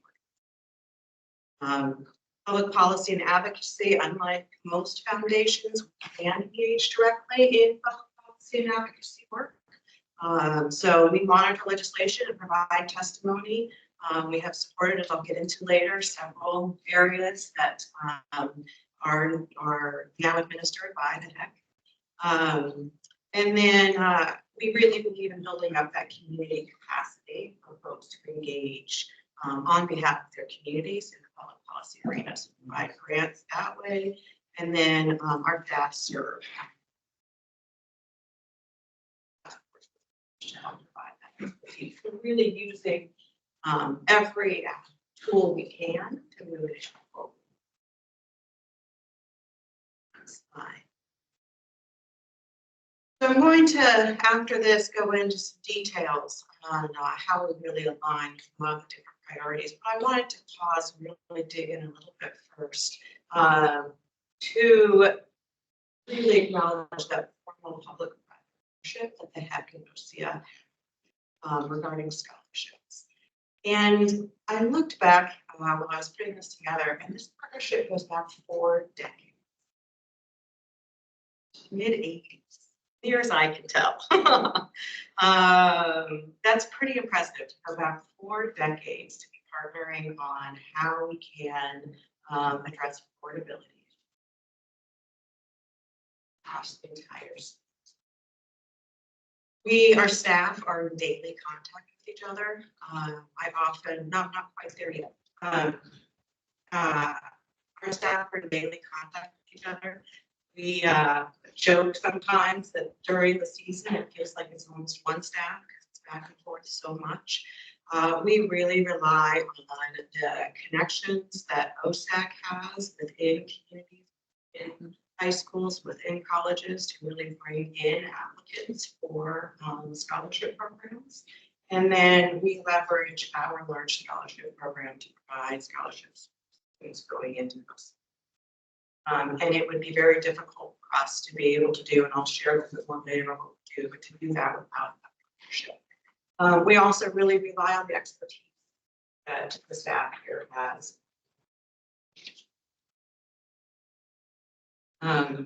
This public-private partnership really allows us to provide millions and millions of dollars a year. So for the next 5 slides, I've taken the HECC strategic priorities and shared how they align with OCF's work in that area.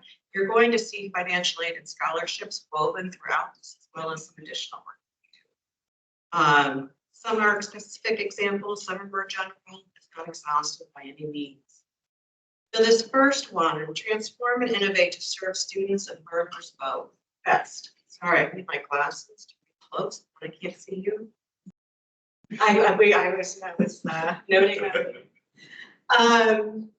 So we do pilot grants oftentimes. So we worked with the Oregon Community College Association a number of years ago to pilot some redesign work around developmental education and guided pathways. That work is now able to be scaled at another level. We provide capital grants for CPE equipment, student success spaces like Black Student Center at U of O and the Native Center at PSU. We worked to provide support for the center at PCC Creek around working with undocumented students. We have provide grants for replication expansion, for retention and success programs across the higher ed system, and then do meetings around key issues like the Latinx student success meeting we held a number of years ago, where your staff, definitely the HECC staff, definitely engaged there. We continue those conversations to find how we can follow that. Next priority, centering higher education and workforce training capacity on current and future state needs. OCF has long had a scholarship focused on supporting individuals to come into the early childhood workforce, and then worked closely to advocate for that bill when it was initially passed, and are still hard to try and get that funded, so that there are additional funds here for the early childhood workforce. We support a program like the all Spanish language early childhood degree program at Black's Community College. We're really looking at innovative ways to build that workforce piece for community-based organizations to work closely with their higher ed institutions, and then engage with workforce boards on a number of different issues, but definitely on early childhood. Next slide, ensure that post-secondary learners can afford to meet their basic needs. So as I mentioned, our scholarship program, our financial aid work really underlies the foundation. So our private scholarship program, which for this current academic year, paid about $12.2 million for its students. And in the last 10 years, that's doubled. So we're growing significantly. And the vast majority of that, we work closely with the HECC staff to be able to. It's about, it's about 3,000. Some students receive more than one scholarship, and about 80% stay in state. That's not something we definitely necessarily require, but that's. Are all of those need-based, or are they also other, specific topics or paths of study? Or It really depends on the scholarship. I talked earlier about when donors come to us and set up what their focus is. And so with scholarships, they may say, I want to set up a scholarship for alumni from the high school I went to, or for girls to go into STEM. And so there we have 603, I believe it is at this moment, different scholarship funds, and many of them have a slightly different focus. And some may be as broad as for community college students. And then some are very specific to a high school, or very specific to engineering students at OSU, or Native American students going into post-secondary. So it really depends. Majority of them have a need-based component. The ones that don't are typically really focused on advancing a particular opportunities, particular populations or degrees. One of the benefits that we really find working with OSAC that we would not be able to do otherwise is having that access to capacity. So we really can focus on those who have, and we wouldn't be able to do that without that. Related to that, we've done grant making around increasing FAFSA completion. We provided some of the first research to set up the FAFSA Plus program, and then provide grants to community-based organizations so we're not leaving that money on the table. And then advocacy around childcare and college campuses. Next slide. We also create support continuum pathways from education and training careers. So I keep coming back to our scholarship program.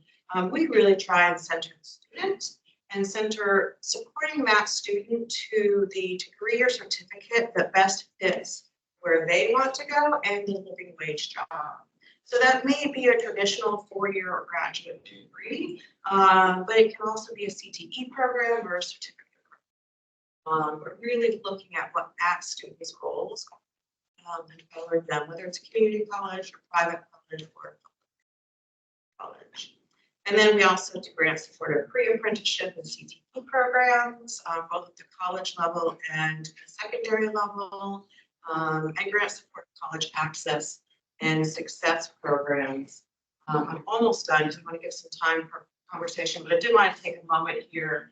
The story that I have heard is that the Aspire program, which is administered by OSAC, was conceived of by OCF staff person and OSAC staff person who were on their way driving somewhere to an event together, and realized the need for a program like Aspire. OCF provided the seed funding and some ongoing funding initially until the state was able to pick up that. So that's a great example of the way that we. Lastly, the priority around increasing public investment to meet Oregon's post-secondary goals.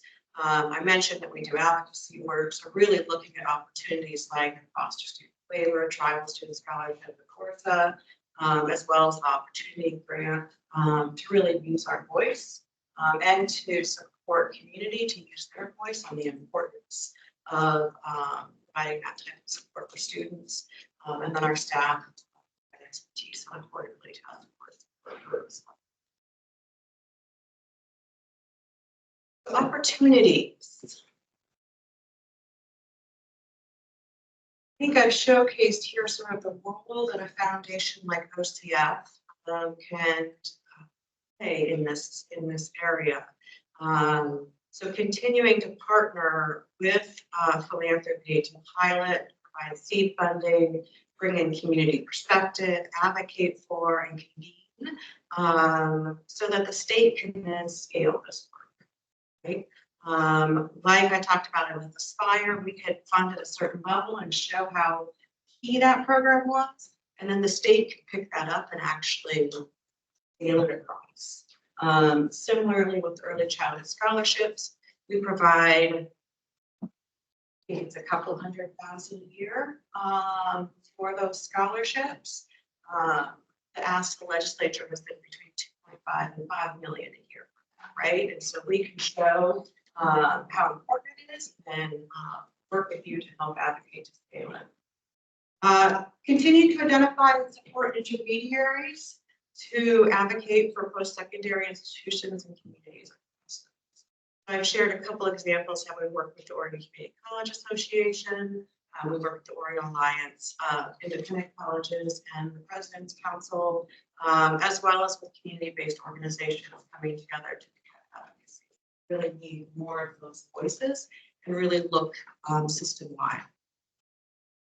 And then continue to work on building shared vision, agenda, and accountability across the state, really focusing in on high quality, affordable, equitable higher education.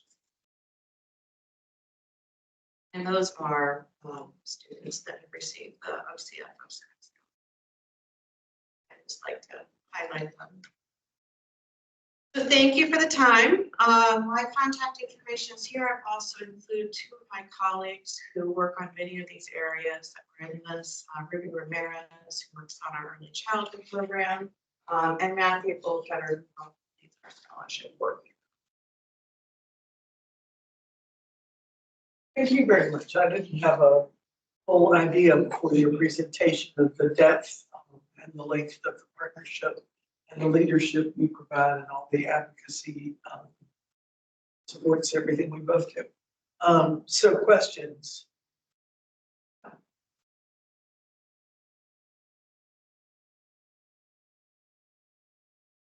was a very clear explanation. If I may, just taking one moment. Please do. Check. So Bell referred multiple times to the way in which the OCF scholarships are offered through a partnership with the HECC OSAC.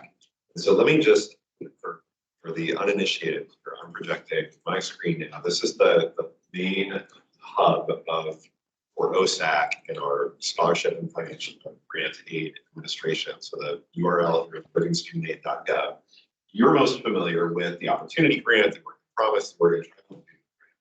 But the scholarships, which are all described in the grants tab here, the scholarship section of this website refers to what are typically privately funded, including OCF funded scholarships that students can access and apply for through this state administered website. So it's a one, in a sense, it creates this one-stop shop for students who may be eligible for state publicly funded grant programs like the Opportunity Grant or like the Oregon Promise, but who also through this unique public-private partnership have access and information sharing, FAFSA sharing for private scholarships. And just to take you a further layer here, if a student or you goes to the application portion of the site, there's the opportunity to review the catalog of privately funded scholarships that, again, you're administering in conjunction with OCF or other partners. It's a massive catalog. These are hundreds, over 600 private scholarships that we're, again, accessible through this public agency and in a centralized place, but are privately funded, and we're often working with OCF staff, and in some cases, I think even donors, to review the applicants who have applied for these, in some cases, very specialized scholarships with their own particular application criteria. So we note this in passing because it is it is part of your budget. We get funding from OCF, we pay fees or to us to support this work. Greatly appreciate that they remain engaged and work with us and the OSAC on this. And we think students really Oregon students draw a unique benefit that's I don't know that students in any other state have of going to a single state portal in order to access both public and private. So if I'm a student, let's say in a rural area in high school, a school that does not have college counseling, how do I know about this? Or a family or parents or first gen? Oh, Well, I would actually say that's an issue in Eastern Oregon. So it's been interesting going through this too, because my stepdaughter is a senior this year and had no idea about any of this at her high schools because I got her here. So it is an issue. It's a big challenge, and it's something that we try and monitor closely. So every year we look at where we're getting applicants and where we're not. And also where folks getting awarded, right? So we're looking at our selection process. But to address this, really looking at where we're getting applicants and where we're getting them. And then we're looking at all of the different ways that we can address that. And some of that is talking to OSAC staff about who their relationships are there and what they're sending out and how we can support them to do that. And then some of it is looking at whether there's community-based programs that can partner with that school. And some of it is picking up the phone. I use an example. Last spring, we didn't have any applicants for our scholarships for Elgin High School in County. And we've gotten applicants there before, we have scholarships that are for students from Union County. And so we first went to OSAC staff and said, hey, do you know what's going on? And they didn't know what was going on either. And so we called Elgin High School and said, do you know of these scholarships? Who should we be working with? And we found out it was their math teacher, maybe, who had been shepherding students through the OSAC application every year, and that position returned. And what math teacher coming in, I believe it was math, knows that that's what you should do, that was the job, right? And so there's not a strict answer to how do we make sure that that students all over the state know about this. And it's really looking at the data we're getting back of where we're getting applicants, and then looking at to our partners and to the local community to figure out how to make sure we're getting word out and getting us. Aspire has been really helpful that way. And we give scholarships every county, but if there's one county we struggle with, but there's very few students in that county. Always that. And how many total scholarships is on the total in dollars? 12.2 million in this current academic year. And to translate that to individuals? It's more than 3,000 individuals. And the scholarships range from a minimum of $1,000 to full cost of it. And it depends on the scholarship. Thank you very much for sharing that with us.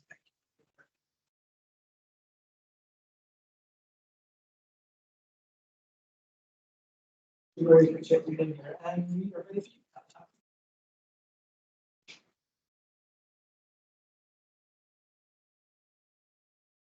you. Good morning, Chair Rowe, Kyle Thomas, Director of Legislative Policy Affairs. I'll do two things. I'll just talk very briefly about 2025. The majority of my time today will be reviewing the 2024 legislative summary report, which is included in your docket in draft form, and within the next week or two will be posted in final form on our website. So Ben spent some time this morning talking about the recent information we've received from the governor's office, primarily around parameters around budget planning. That also has an impact on our development of legislative concepts, along with the governor's notification to us about the restrictions that are related to the formal ARB exercise. We've also been in contact with her about legislative concepts. And we haven't yet been socializing some of these concepts we have in development, but we now feel like we have that ability for some concepts that could, if we determine them to be a high enough priority, fit within any potential agency recommended budget submission. And for this work, we're prioritizing concepts that really generally continue work that's already been statutorily assigned to HECC, but for which more resources or policy changes are required, or those that have the potential for some outsized impact on the student experience relative to the cost. While we were hoping to be a little bit further along with the development and socialization of some of these items, we're at the place now, I think, where we believe we can do those things, and I'll be providing more detail to you in future meetings throughout this year. Dipping into the 2024 legislative session, I've submitted to you that 2024 legislative session summary report. This is the document we publish annually intended to capture all the new budget policy impacts delivered in any legislative session, whether they directly impact HECC or our closest partners. This document does not require your approval, but it will be posted, and it serves as a useful catalog for us and others as years go by, and as memories of specific bills and bill numbers fade. On the budget side, HECC total funds were increased by approximately $25 million this session. Most of this funding is related to legislative directives to provide resources to institutions for very specific purposes, although some of the funding will reside within HECC. This funding came primarily through 4 legislative vehicles. So Senate Bill 1552, you'll hear that number a lot, was the Senate Education Committee's omnibus bill that contains several unrelated policy initiatives covering primary, secondary, and post-secondary education and workforce. This item provided about $450,000 in new resources to the agency to support 2 new mandates. The first is to establish a statewide directed admissions system that proactively notifies qualified students of their eligibility to attend certain public institutions. And the second tranche of funding there is in support of a study of the statewide forestry workforce and issues and opportunities facing that sector. Senate Bill 5701 was the short session main appropriations bill. And there's a table of appropriations and funding authorizations in the full legislative summary, and I'll just highlight a couple of those.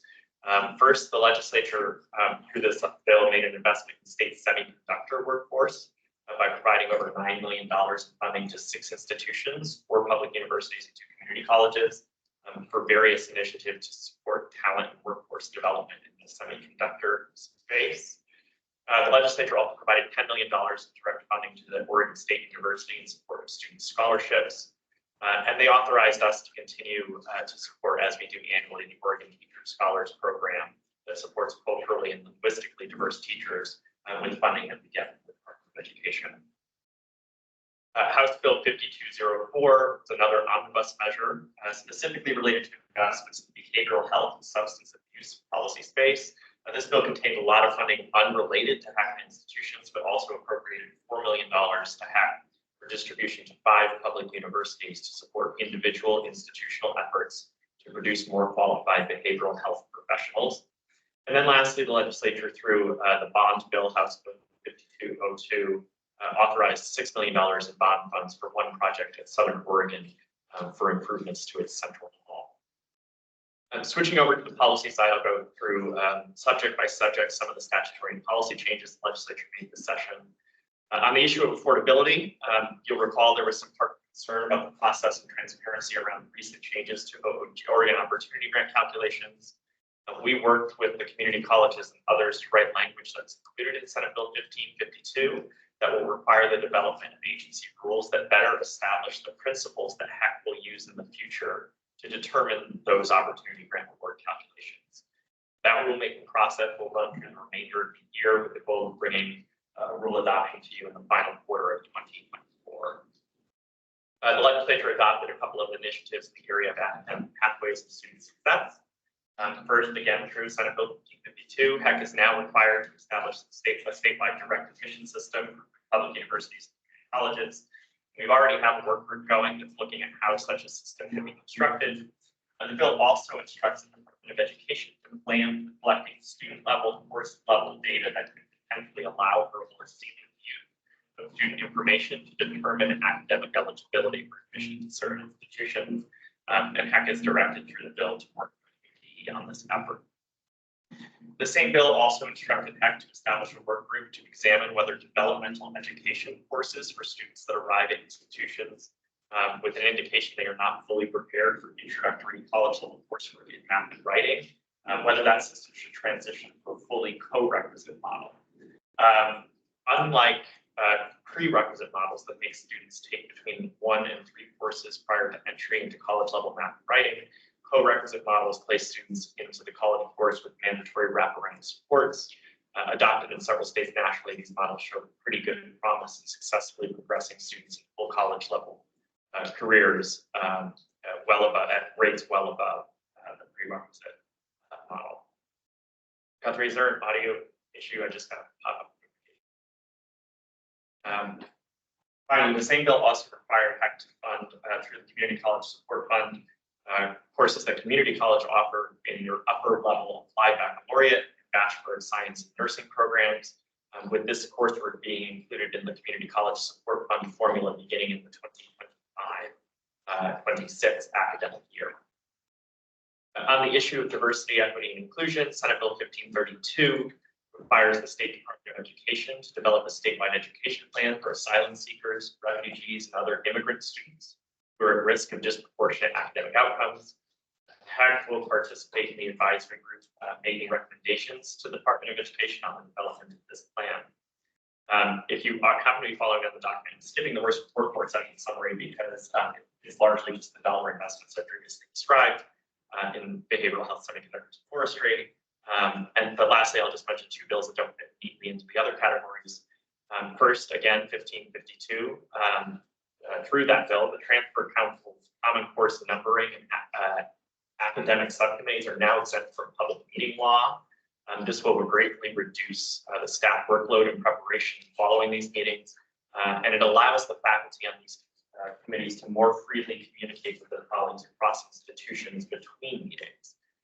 Though we're relieved from some of the technical requirements of public meeting law, we're committed to maintaining the transparency of these meetings by posting the schedule to our website and allowing anyone to join to observe. And any recommendations these subcommittees make about common course numbering issues must still be acted upon by the Transfer Council, which remains under public meeting law, wholly public body. And then lastly, and I won't get into any detail on this, but the legislature went back and expanded the name, image, and likeness protections for student athletes through House Bill 4149. Because of these actions, you'll see likely have some new rules to review in the coming months that establish Oregon Opportunity Grant awarding principles and that alter the Community College Support Fund formula to account for applied baccalaureate program activity at community colleges, and potentially take steps to establish, probably the first steps to establish a system of direct. Back to my report. Very well done, sir. Questions? It may not be the most important, or certainly not big financial bill, but will be, I heard you say just now that the exemption from the public meeting law or the Transfer Council subcommittees will save, understandably, a lot of staff time. Will it speed up the process? That action alone, Chair Rowe, will not speed up the process. I think folks in this room are aware that the process of bringing faculty together to negotiate specific course outcomes for the courses that are included in or will be included in the Common Course numbering system is an intensive endeavor. I think we all at the staff level share your desire that I believe you're stating that this work move at a faster pace. And there is certainly opportunities outside of the passage of this particular technical provision where we can think about ways. I appreciate that. And I do understand and I'm confident that the staff is aware of and trying to make it as speedy as possible. I hope the universities especially are so aware of that. So, thank you for your quick comments. Thanks for that, Rita. Any questions? Oh, yes.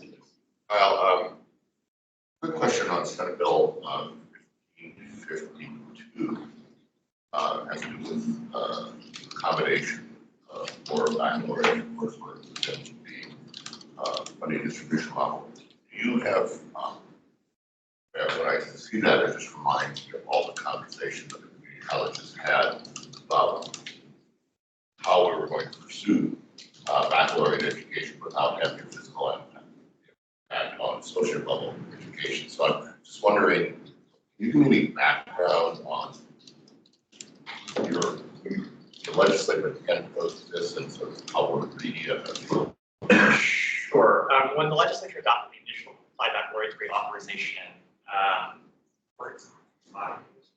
can't remember exactly which year, there was some general consensus and agreement amongst the community colleges, public universities, and others that the funding for the upper level coursework should remain outside of the state's funding formula. They went to the legislature with that understanding. The legislature, I think, generally adopted the bill. At least the committee put forward that bill with that understanding. As sort of time has passed, I think some folks' opinion on whether these courses should be included in the state funding formula has evolved. I think generally the opinion of HECC is that this is public education offered by public institutions. And so the exclusion of that full-time equivalent effort at the institutions from the community college support funding formula doesn't necessarily make sense in a complete higher ed funding context. The colleges, through the course of legislative discussion, requested two things as part of the passage of this bill. The first was that any implementation of these courses into the funding formula be delayed to the start of the new biennium, where we could account for sort of next budget figures that the colleges would receive.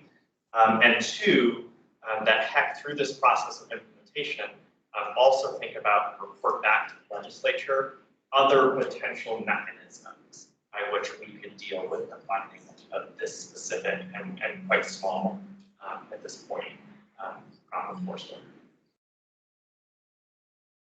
Thank you. Thank you very much, Alan. Being here and all your good work.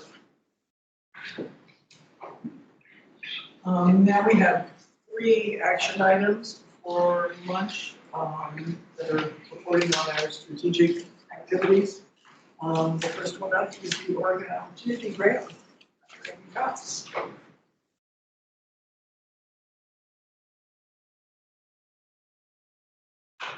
Morning, Chair Rowe, members of the commission. It's a pleasure to be with you this morning. I missed you last month, or February, I guess.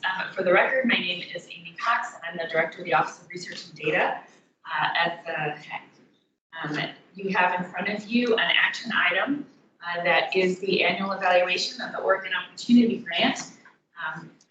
Normally this comes to you in December, and I apologize for its tardiness. We had some workload issues that prevented us from getting it done in time for commission. And then in February, I had COVID. So I really am happy to be with you today. Next slide, please. Thank you. The Oregon Opportunity Grant is Oregon's largest financial aid grant for college students and university students. It is a need-based grant that provides financial support to students in Oregon from the lowest income backgrounds. And it is administered and has been since its inception by HECC's Office of Student Access and Completion and its previous organization, the Office of the Student Aid Commission, or whatever OSAC stood for back then, very capably. I will say that it is, when I say it is the Oregon's largest, thank you, Oregon Student Aid Commission, thank you. When I say it is Oregon's largest financial aid grant for college and university students, that is not overstating the issue. Each year, more than 36,000 Oregonians receive an OOG, Oregon Opportunity Grant. And this includes students at the public institutions and students at private institutions. The grants themselves are sizable. In 21-22, the grants were almost $3,000 for community college, full-time community college enrollment, and over $3,600 for full-time bachelor's degree enrollment. In 22-23, it went up substantially to $3,600 for full-time community college enrollment and almost $4,700 for full-time bachelor's degree enrollment. There is no separate application required for the Oregon Opportunity Grant. If students have completed a FAFSA or ORSA, OSAC automatically reviews that information to determine their eligibility for the OOG. And people say, well, how low is low income to receive an OOG? This changes from year to year, but historically, for many years, the OOG was awarded to students who had incomes that were, in general, a little, just a little more than half of what the cutoff was for Pell. So it was very low income. In 21-22, the OOG expanded. This was the first of 2 years in a row of expansion. And in 21-22, the OOG served students with expected family contributions of up to $6,000. This is just above the Pell Grant eligibility. So it was a significant expansion, and that is the year of focus for this opportunity grant evaluation. We're looking at the 21-22 academic year. And because it was a single year of expansion, we're not looking at grad rates, the impact of the OOG on grad rates, as we typically do, because of course it takes several years to graduate, not a single year, and we have a single year of policy change. So to that end, next slide please, Guthrie. What we did look at this year in the report is who is served by the grant, which students are receiving it, in other words. How does the grant affect, and the program in general, affect college and university affordability? And what is the academic success and performance of students with the grant, which is the legislatively required question in this evaluation. I want to point out, before getting into results briefly, that this is the 4th annual report that the HECC has completed that evaluates the OOG. And in prior reports, we did look at graduation and found consistently that the students who received the OOG have as high or higher rates of graduation as students who did not receive the OOG. And this includes both their low-income peers who didn't get the OOG and students from higher income backgrounds. So it's a very strong and consistent set of results around the impact of the program on students' success. Next slide, please. So sort of standing on those, that history, this year we looked at those 3 questions that I just mentioned. And in terms of who is served by the OOG, well, we know by design, the program is serving students with the from the lowest income backgrounds, at least among those who complete a FAFSA ORSA. We don't really know the income backgrounds for students who don't apply for financial aid. But among those who complete a FAFSA ORSA, the OOG is not only serving those with the lowest incomes, but in so doing, it is also serving students of color, students from rural areas, older students, and women more than their proportions in among undergraduates at large. So in other words, students with the OOG are more likely to come from these underserved communities, and the program is indirectly then supporting these communities as well as students who come from the lowest income background. We did also look, with this increased expansion of the program, how has the student body of recipients, of OOG recipients, changed? Now we have students who come from not only the lowest income backgrounds, but also those up to Pell eligibility, which we would certainly still consider low income, but it's a broader group. And even with the expanded eligibility, the OOG does continue to serve students who are disproportionately students of color from rural areas, older, and women. Next slide, please. We then asked, well, how is the program, it is a financial aid program, after all, how is it affecting college and university affordability? We have a measure of college and university affordability that we developed in our office that is consistent with what some other states are doing or have started doing now as well. And it is a measure that you have encountered in other work in the HECC, but just to refresh you, it takes into account all of the sort of expected resources that students bring with them to college, the expected family contribution that the FAFSA identified, any other public grants, if they received an Oregon Promise, or if they received any other Pell Grant, for example. And we also have an estimate of students' own earnings. So this is an estimate that stands on old calculations of what a reasonable estimate of student earnings would be. And then we pool those together and compare them to the estimated cost of attendance for each student's institution. So that cost of attendance is published by the institution every year. It includes tuition and fees, housing, books, transportation, personal expenses. And if students' resources are higher than the estimated cost of attendance, we estimate that they can afford college, right?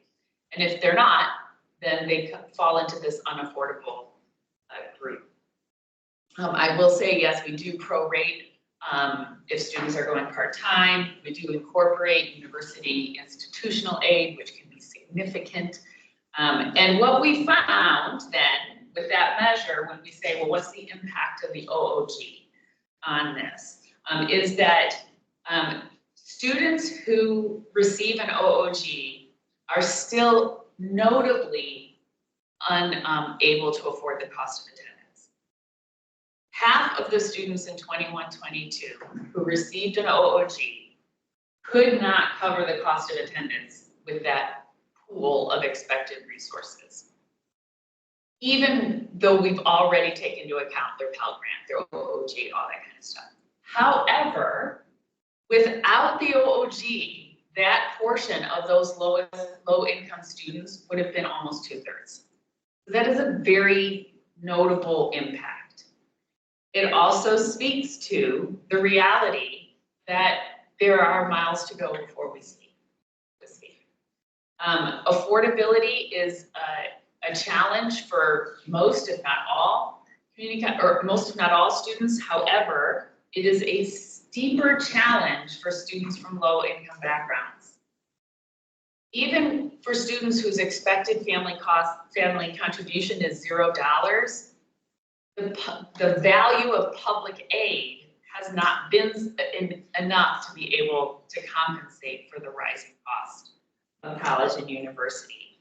And so to that end, as we do not to get ahead of myself, but as we do the report later this year, when the size of the OOG expanded, it will be very exciting to see what happened then. I will say, and this is something that was Ben directed your attention to earlier last year, but this expansion in the OOG, as we tracked this affordability measure, is really one of the key contributors to the first improvement in college and university affordability in Oregon that we have measured in close to a decade. So it is, without overstating it, it is a good news story here. Without overstating that there still continues to be a need, it is a very good news story. And then lastly, next slide please, Guthrie. We looked at what is the academic success and performance of students with an OOG. And here again, we looked at a single year because we had a single year policy change, right? So we wanted to see, well, how are students with the OOG doing in that single year academic success and performance. So we measured it in multiple ways. We measured it with term-to-term retention. So how many students who arrived in the fall were still enrolled in the winter, how many were still enrolled in the spring. We measured it with yearly retention. So how many of the students who came in fall of 21 and had an OOG were enrolled in fall of 22, the following academic year. And we measured it in terms of the number of credits they earned over that academic year.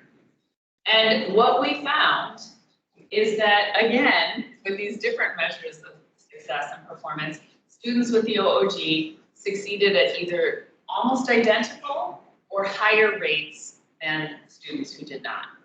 So even compared to their higher income peers who are facing fewer headwinds, so to speak, in college and university in many ways, not to a person, but as a group, what we saw was that community college students with an OOG had higher rates of retention and earned more credits than their higher income peers. And students at the public university and private bachelor degree granting institutions had nearly identical rates of retention and earned nearly identical numbers of credits as their higher income peers. And that these rates were also very similar to earlier years when that eligibility cutoff was lower. Last slide. Commissioner Devlin, you want to go ahead now or? Yes, but I'll just do it very quickly, Madam Chair. Going backwards, when you said 50% of opportunity grant recipients still found college unaffordable or met our criteria for being unaffordable, was that an average rate between community college students and university students? And if not, were the university students higher in terms of unaffordable? Chair Rowe, Commissioner Devlin, I'm going to talk forward even though your picture is behind me so that you can see me. Yes, that is a weighted average of the community college and public university students combined. And by weighted, what I mean is there are more community college students. So, you know, it is the combination of both, proportional. And yes, the affordability challenge is steeper for students at the public universities. I don't have the numbers offhand, but I will look them up.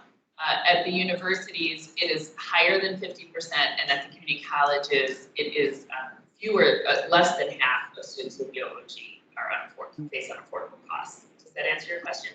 Yes, and one other quick question. In 22-23, when we were able to get to 8,000 of the estimated family contribution, is there any way you can give me a rule of thumb in a sense, but like an 8,000 family contribution, actually family and student, what the income of a household of 4 would be to be at that level? Chair Rowe, Commissioner Devlin, it is such a good question that you're asking. I do not have it offhand. It does vary quite a bit.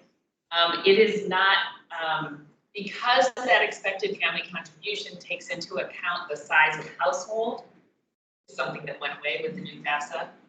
That's for a different year to analyze. And the number of other students in the household who are enrolled in college and university. It is not a one-to-one correlation with adjusted gross income or with folks' incomes.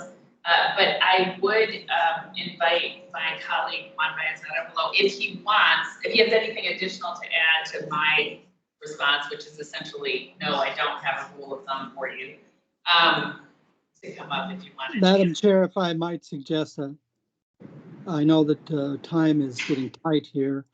Could I just suggest that we have some discussion of this at the F&A committee at a future meeting, just to get a better understanding? Yes, and obviously you will talk to Commissioner Hayman so that we know what we want to know their addition and the deeper analysis. Go ahead. Madam Chair, for the record, my name is Juan Baez-Arevalo, Director of the Office of Student Access and Completion. On this particular question, because we do have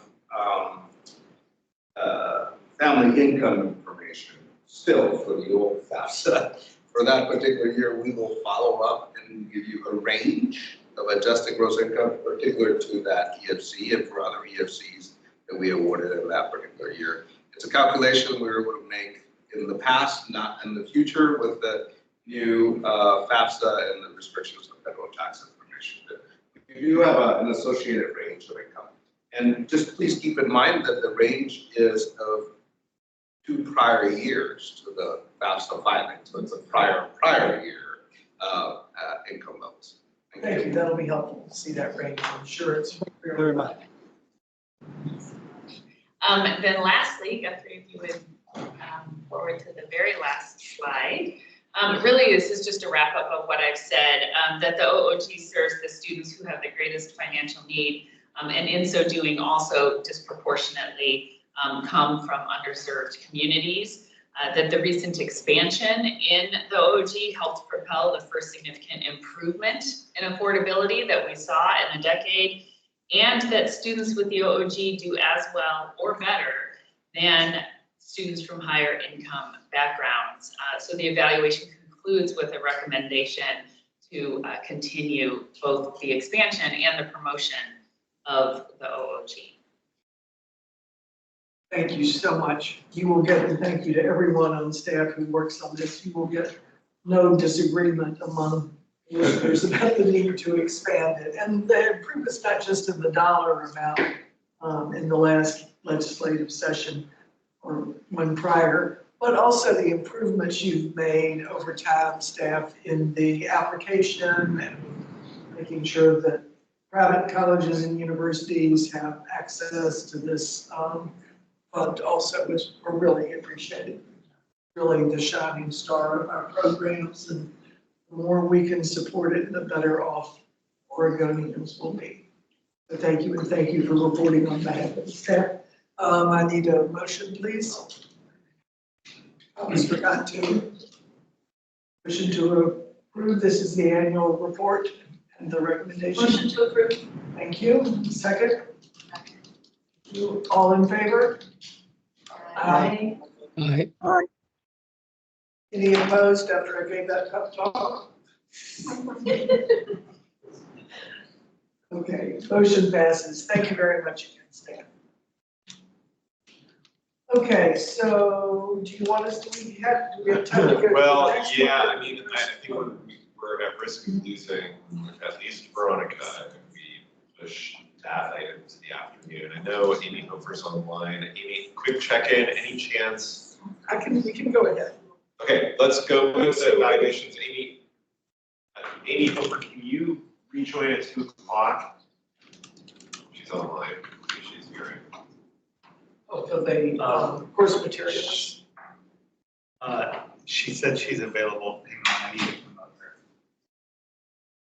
Okay, so what we're trying to do is to take the second item in this, the public university evaluations, and then push the course materials transparency until after the strategic plan. So that would be at about 2 o'clock.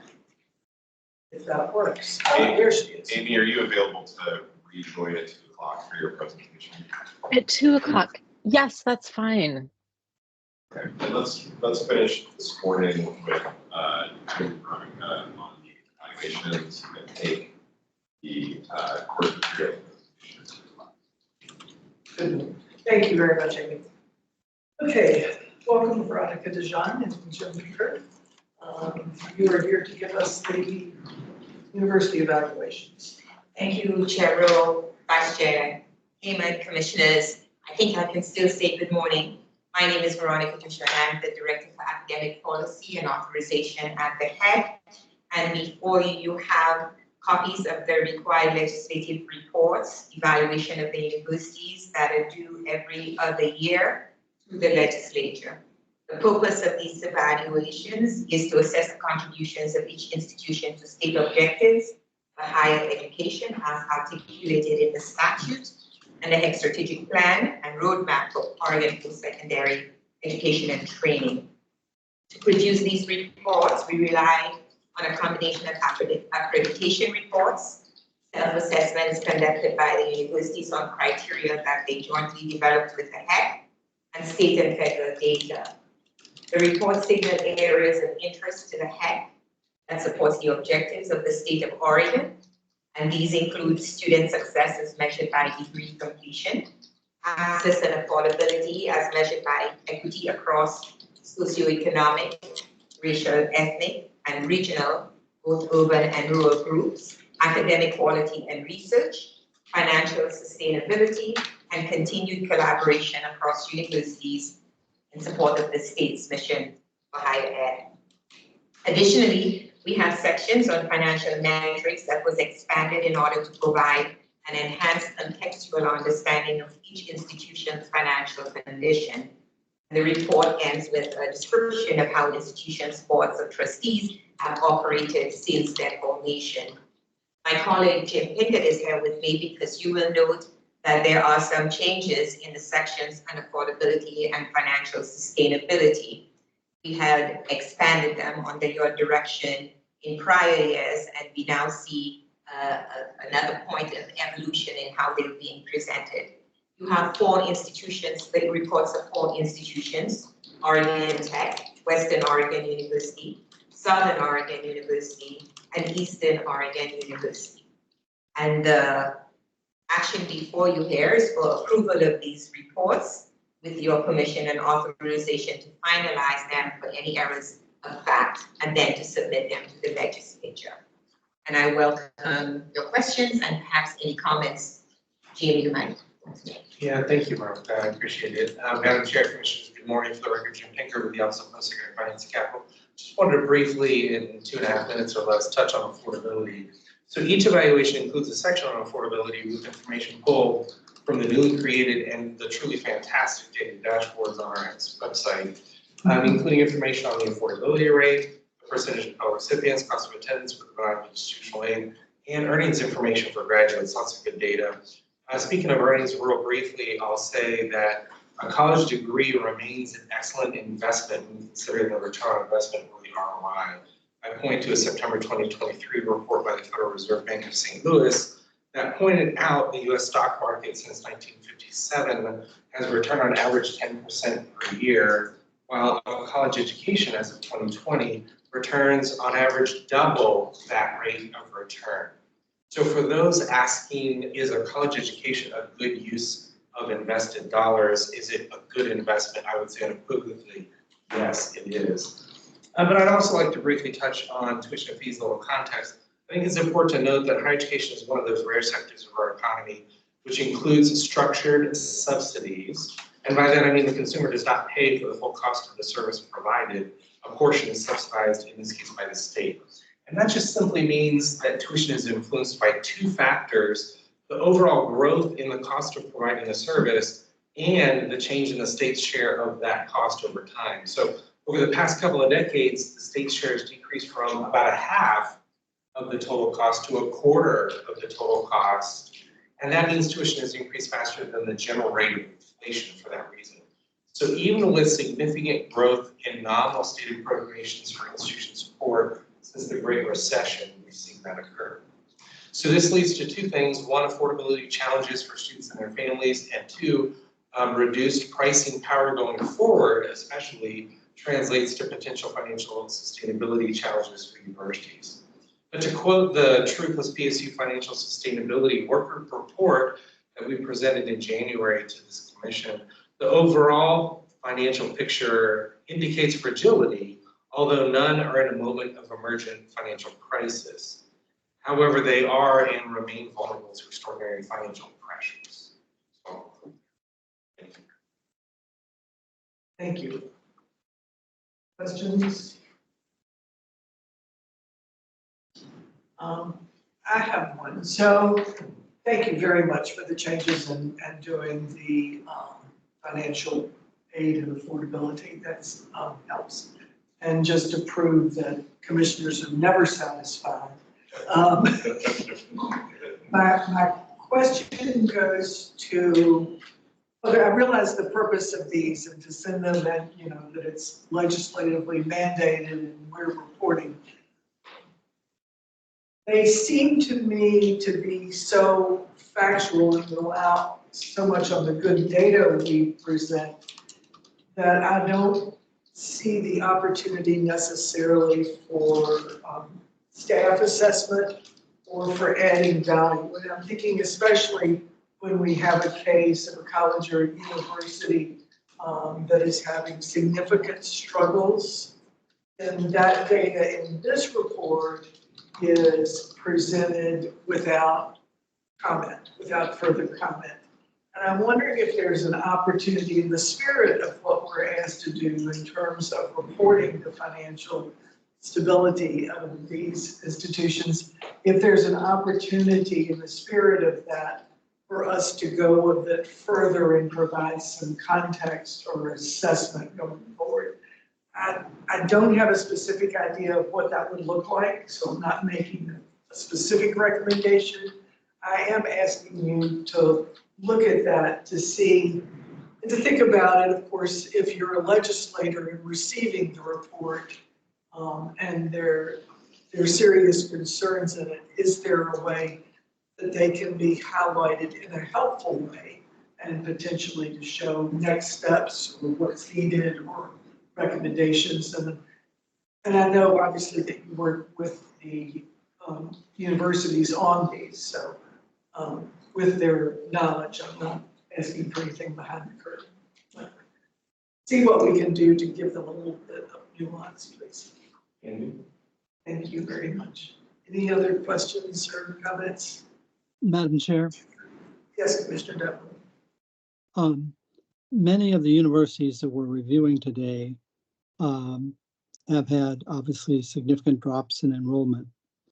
And some of that appears to be as the state was coming out of what's referred to as the Great Recession.